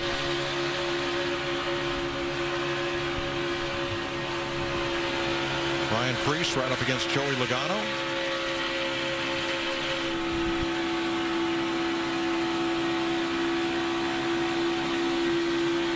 I mean, as short on fuel as some of these drivers are, if they don't get the caution that they desperately need, the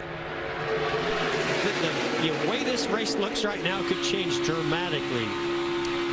And Jeff, we've got 17 laps to go, and one driver that seems to be saving some fuel is Ricky Stenhouse Jr. in that 47 car.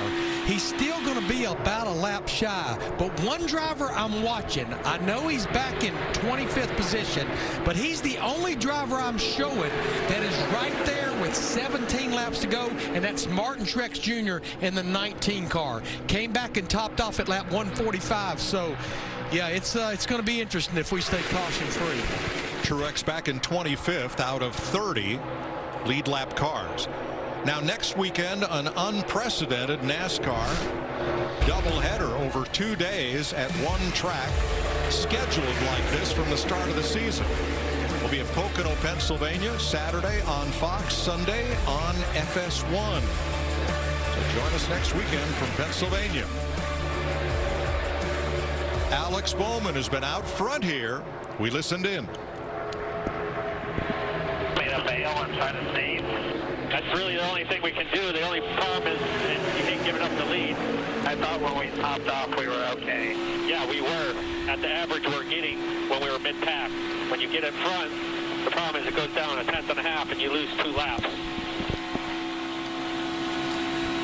There you go, Crew Chief Greg Ives giving Alex Bowman that information. And I mean, there's the story. That tells you everything you need to know right there, that, you know, mid-pack, you're just not using as much fuel because you're not full throttle. You're having to lift off the throttle to be able to maintain the speed in the line and the draft that you're in. But when you're out front, it's wide open the whole time.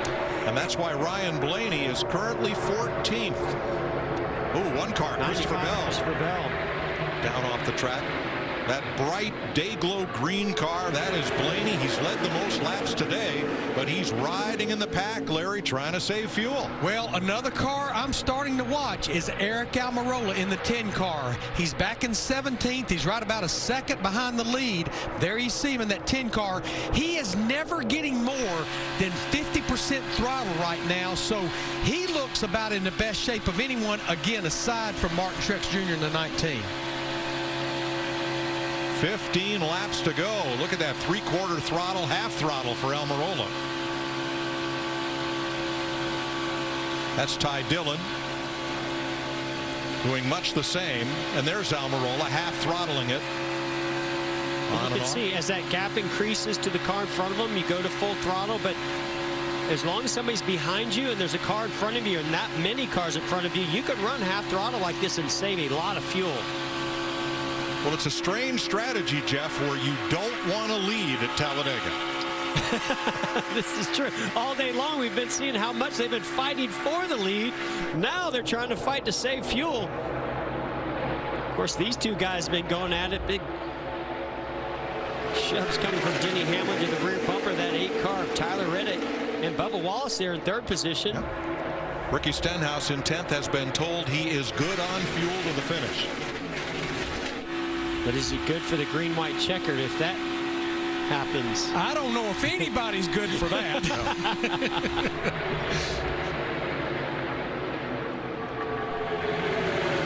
Alex Bowman, second here last year, and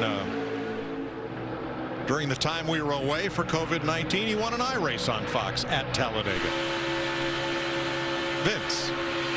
The 22 of Joey Logano, they are short. They told him, you got to save.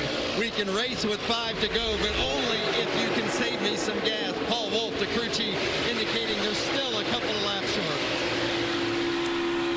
I mean, I can't even begin to tell you how difficult it is to save 2 laps here, right? That's over 5 miles. Wow. And you certainly aren't going to do it if you're leading that pack, which Joey Logano is in that outside lane. Tyler Reddick on the inside lane. Yeah, if you're Ricky Stenhouse Jr., Ty Dillon, we showed some of those guys that can run half throttle and ride in this pack. They can save a lot of fuel. So how does this happen? Larry, I think it speaks to the timing of the last caution flag and when everybody last had an opportunity to pit under yellow. Yeah, I mean, it came right there, and everyone pitted with about 45 laps to go. Now, some came back and pitted with 43 to go, and it was just right there on the threshold of the fuel window. How about Brad Keselowski in car number 2 on fuel? Not been saving, you're going to start saving, so just so you know. So I can make it on fuel now? We're really close. If you want to save for like 2 more laps and then go, that's probably a good idea, but we should be really close right here. And you can see Brad is the very tail of this huge pack. There's a massive amount of air that's being punched in the hole, hole of air being punched, and you can probably run 1/4 throttle where Brad Keselowski's been running, so he can save a tremendous amount of fuel.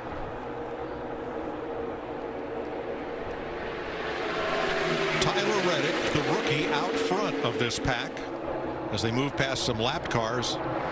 And there's Brad Keselowski at not even half throttle.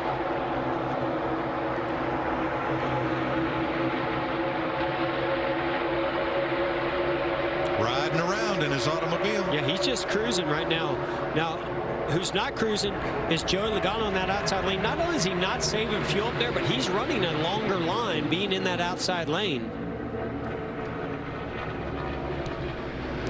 Now, what's going to be making everyone nervous is when we see Eric Jones in the 20 car. He should be the first driver to hit pit road because, remember, he stayed out on that last caution. So right now, he's going to have to be on pit road in about the next 2 to 3 laps.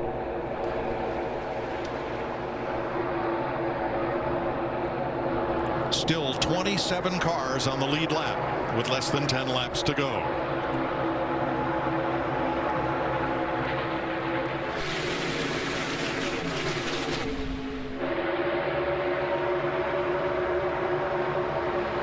Regardless of what happens here, Mike, in these next 8 or 9 laps, boy, hats off to Tyler Reddick, doing just a fantastic job following up that great finish last week with 4th place at Homestead with a great run here as he leads this field. There's our Coca-Cola cam with Bubba Wallace looking ahead at Denny Hamlin. How about Ryan Preece in 4th place? Jamie. Ryan Preece and Bubba Wallace both saying they are going to need to pit with about 4 to go if they continue green here, Mike. Wow. Well, that's complicated by him being in the outside line. There's no way for that 37 to get to pit road. Yeah, that might be the caution some of these others are looking for if he's aggressive trying to get there. Yeah, we know getting on this pit road under green, that's about as treacherous as any part of the racetrack. Hey, it's time to go for Ryan Blaney, Eric Almirola. Those guys have been back there saving fuel. They're ready to go. It's like the alarm clock went off, Jeff, and here they come. The dinner bell. Yeah. The trophy bell. There's Eric Jones on pit road. As we expected, he would be the first of those lead cars to pit. And there's Blaney right behind Preece and Logano. 7 to go.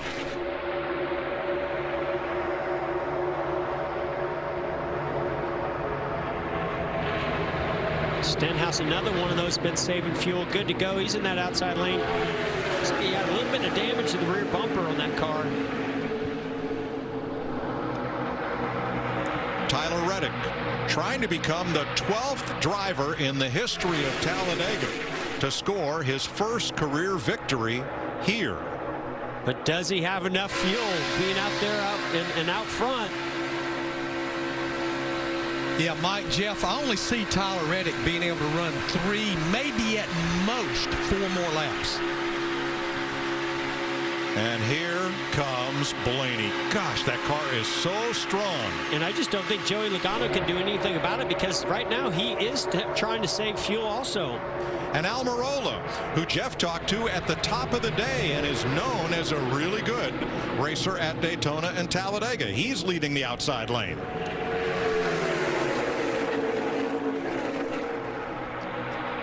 Now, is the 12 of Blaney going to work with Almirola because he feels like he can make it to the end, or his teammate Joey Logano that we feel like is short on fuel? Logano backing up in the middle. With Preece in that group, here's Stenhouse. Oh, Stenhouse to the inside. It's going to make it 4 wide. Of course he is. That's what he does. That's what a Stenhouse does, right? That blue red roof 47 now tucks in behind Ryan Blaney. To the delight of Ryan Blaney, because we've seen just how good that 47 of Ricky Stenhouse Jr., how fast that car is and how good of a pusher he is.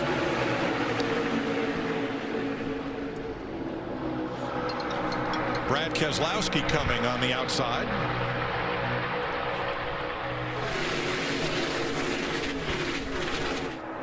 See if he can make it back up to his Penske teammates. And Ryan Newman pushing Keselowski up top in that green car. As they go 4 wide through the tri-oval.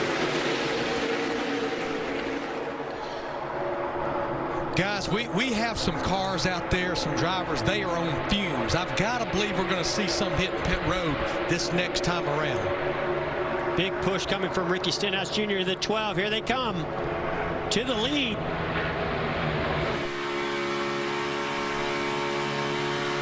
Bump, bump, and run. Blaney, Stenhouse, now Bowman and Jimmy Johnson. Denny Hamlin may be out of fuel. I think a bunch of these guys further back are going to be out of fuel here very soon if they don't get to pit road. But these guys up front, I think they can make it. They've been saving enough fuel. Jimmy Johnson getting into the corner panel. Ricky Stenhouse Jr. Here comes the 7-time series champ up the outside. Oh, Kevin Harvick to the inside, turns Johnson. Caution. It just looked to me like Jimmy had a big run. Thought Kevin Harvick was going to stay with him, and Kevin Harvick thought twice about that and decided to go to the inside of Jimmy Johnson, and they make contact. And just when you could start to hope that Jimmy Johnson was on the verge of breaking that long winless streak and getting a victory in his final season, after winning 7 championships, he goes around. So here goes Jimmy to the outside of the 47 as Stenhouse through the tri-oval. Side drafts. Now here comes a pretty big run from Kevin Harvick being pushed by the 17. And Kevin just decides to take, there's a small gap there between Stenhouse and Jimmy Johnson. He had such a big run. He chose to go to that middle lane. Not sure if there was enough room there, just closed up on him in a hurry. So here he goes to the middle. Jimmy comes down a little bit, but just don't know if there was really any room there. If there was, very little. And if Harvick goes any lower, he's into Stenhouse. And remember, Harvick's being pushed by the 17. Yep. Chris Buescher. Let's ride with Kevin Harvick.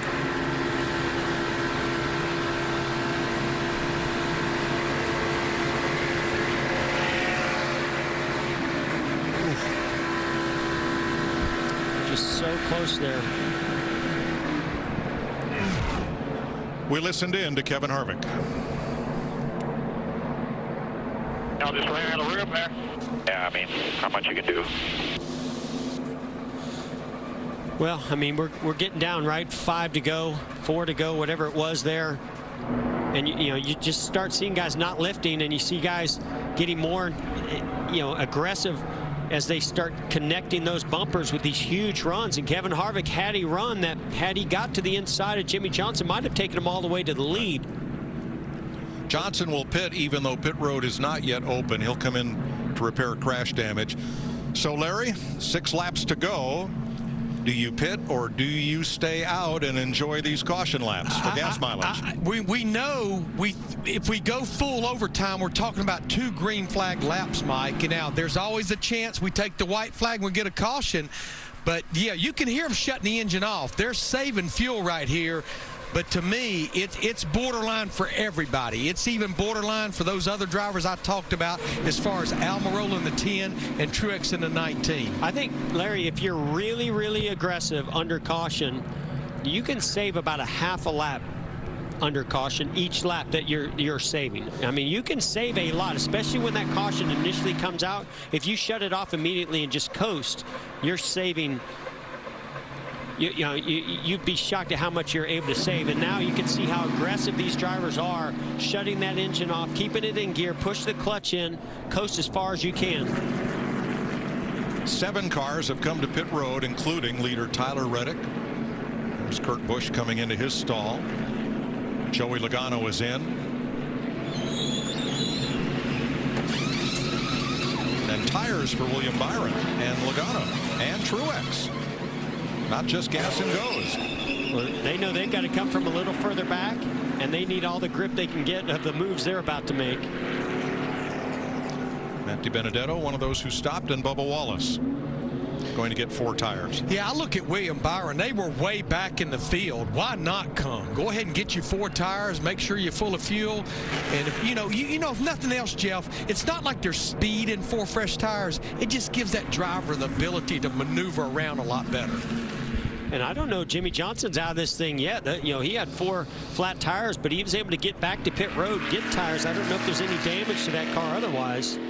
And he is still on the lead lap, Jeff. So with Brendan gone, the free pass car, we will restart with 26 lead lap cars.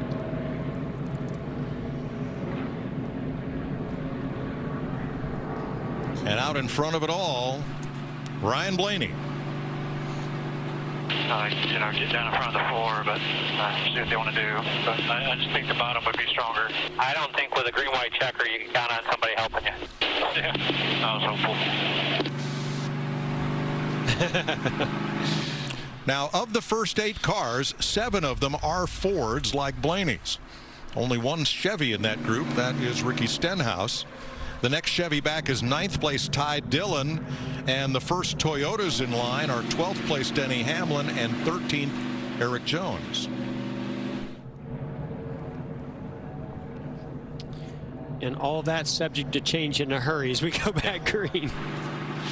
Ryan Blaney looking for his first win of the year and trying to repeat the magic of last fall, where he recovered from this spin to take off on the green with a bit of help.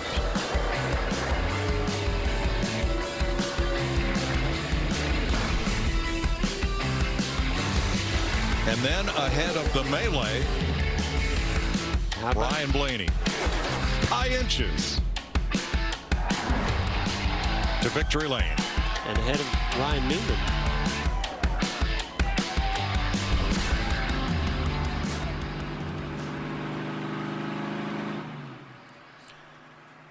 Let's listen in on Kevin Harvick and team.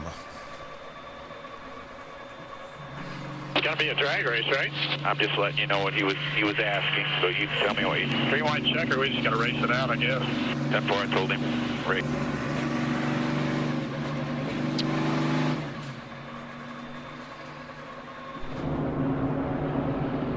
Oh, this is about to be one heck of a finish.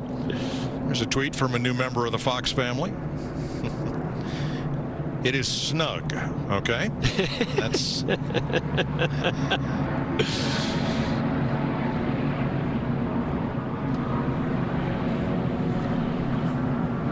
So we're coming to 2 laps to go. And that will put us in an overtime-like situation, even though regulation distance. Once we get the restart, if the leader takes the white flag under green, the next flag ends the race. And Mike, we know the top 11 drivers, they are absolutely on fumes, but how about the driver back there in the 12th position, Denny Hamlin, the 11, ran out of fuel, but he was able to get to pit road, get fuel in that car, and stay on the lead lap, and he has his teammate right to his inside, Eric Jones, in that 20 car. They are good on fuel. We know that. Well, my concern about the first 11 cars is that if someone does run out of gas under green, and that throttle burps, what happens to everybody behind them? I can tell you what it looks like, Mike. I've been a part of some big wrecks here at Talladega, and that's what it would look like. Pace car dives in, and a couple of cars with it. Clint Boyer and Ryan Newman to pit lane. Credit one, bank overtime.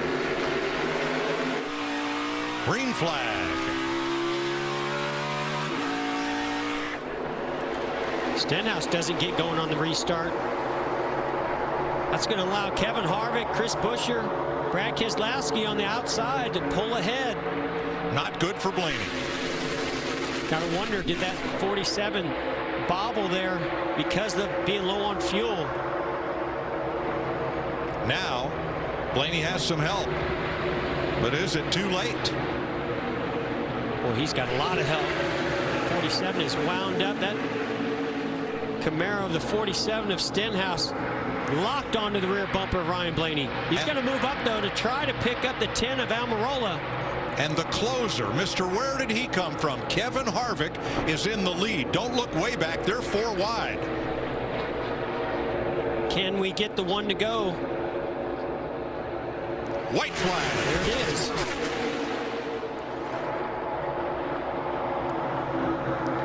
Stenhouse leading the second lane, going nowhere. It is Harvick and Chris Buescher. Watch this run that Ty Dillon might be able to give to Ryan Blaney to give him a big run. Nope, Ty goes underneath. Blaney pokes out. Stenhouse is with him. Harvick got away from Buescher. But up front, they're racing for the win. Blaney's Crash is ahead. in the back, and Blaney is the leader.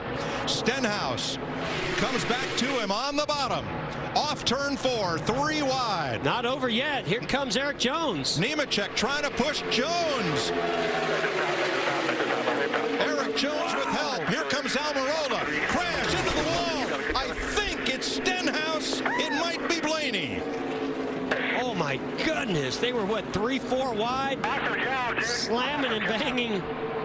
Almirola spun out, but he's in third position at the line. Great job there, Josh. Way to stay calm, collected.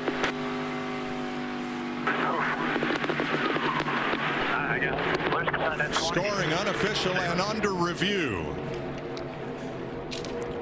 And Ryan Blaney wins Talladega. What a wild finish.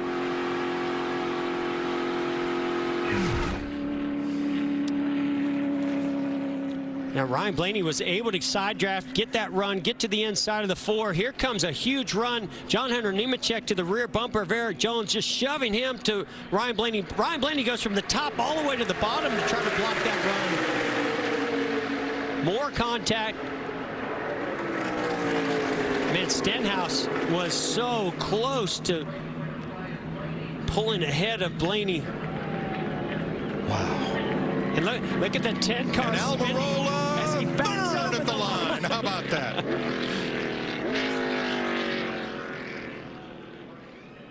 Only at Talladega. When Bill France put the finish line way down toward turn 1 to make those seats more saleable,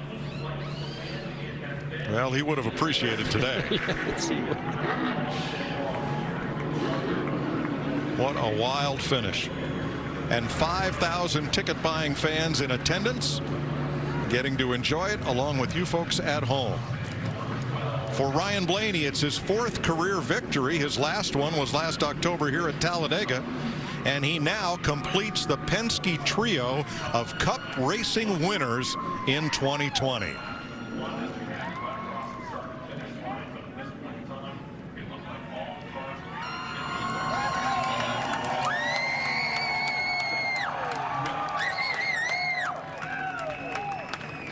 NASCAR, since that initial crash in the back straightaway was toward the back of the field, felt that the majority of racers were past it when it happened and not in harm's way, and allowed the race to play out to the finish line.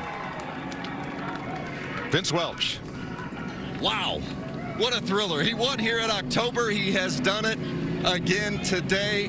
What's going through your mind coming through the tri-oval headed toward that checkered flag?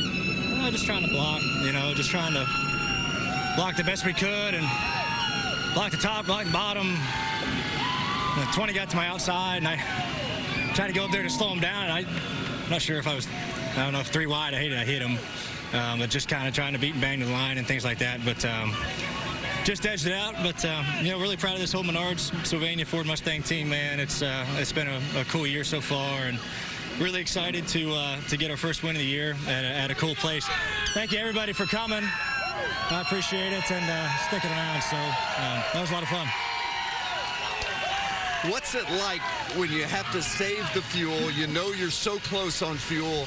You've got to be patient, yet you want to go. Yeah, we were riding, there. We came back in and got topped off, and we were just riding around till maybe 12 to go, and I was waiting for Kevin to kind of go, but he had to save more than I did, so we just kind of had to get going, and but yeah, you're just biding your time. You're hoping that you saved enough, and there's enough information in there nowadays where you do save enough. But like I said, proud of this group, man. Just a lot of fun. Like I said, thank you everybody for coming out. I appreciate it.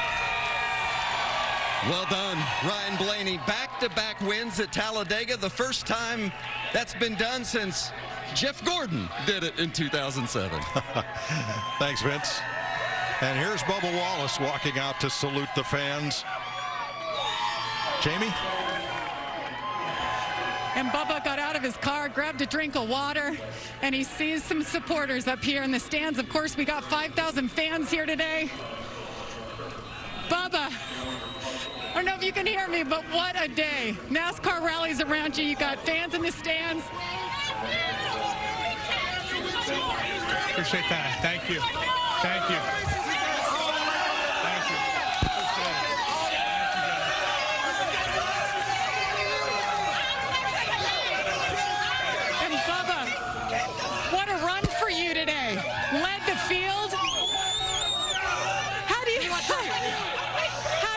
describe just today, this moment? This is probably the most badass moment right here.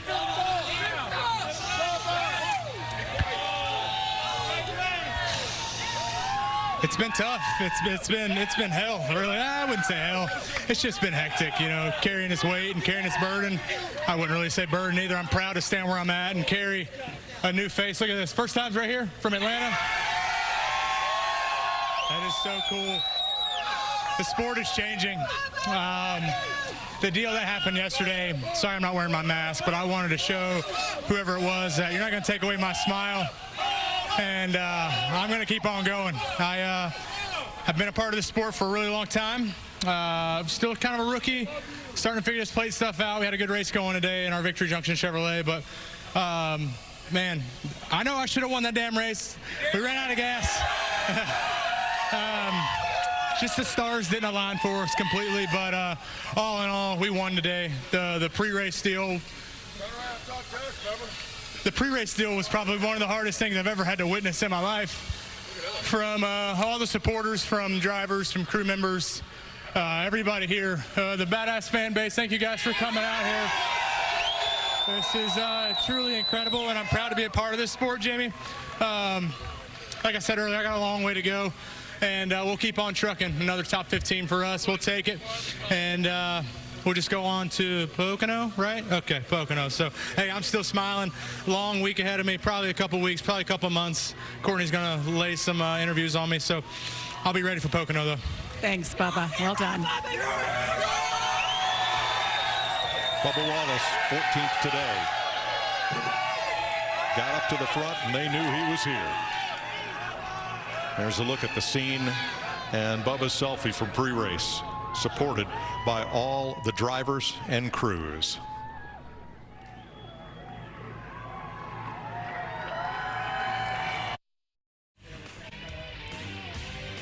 Bubba Wallace walked to victory lane to congratulate his buddy Ryan Blaney.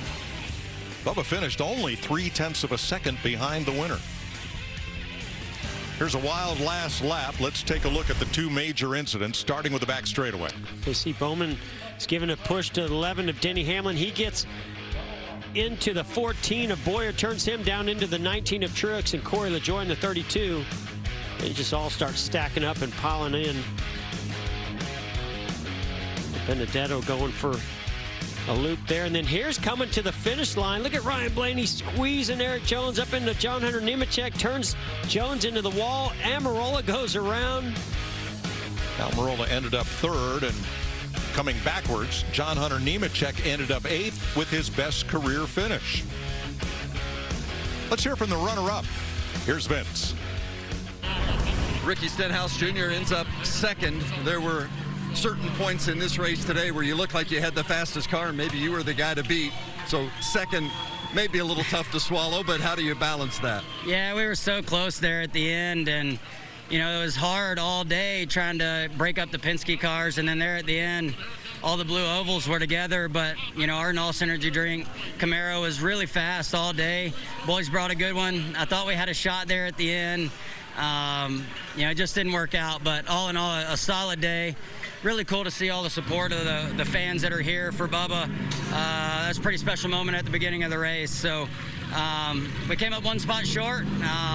We'll go get him next week. Thanks, Vince. The top 5, 2 Fords, 2 Toyotas, and Stenhouse's Camaro. We'll be right back to Talladega.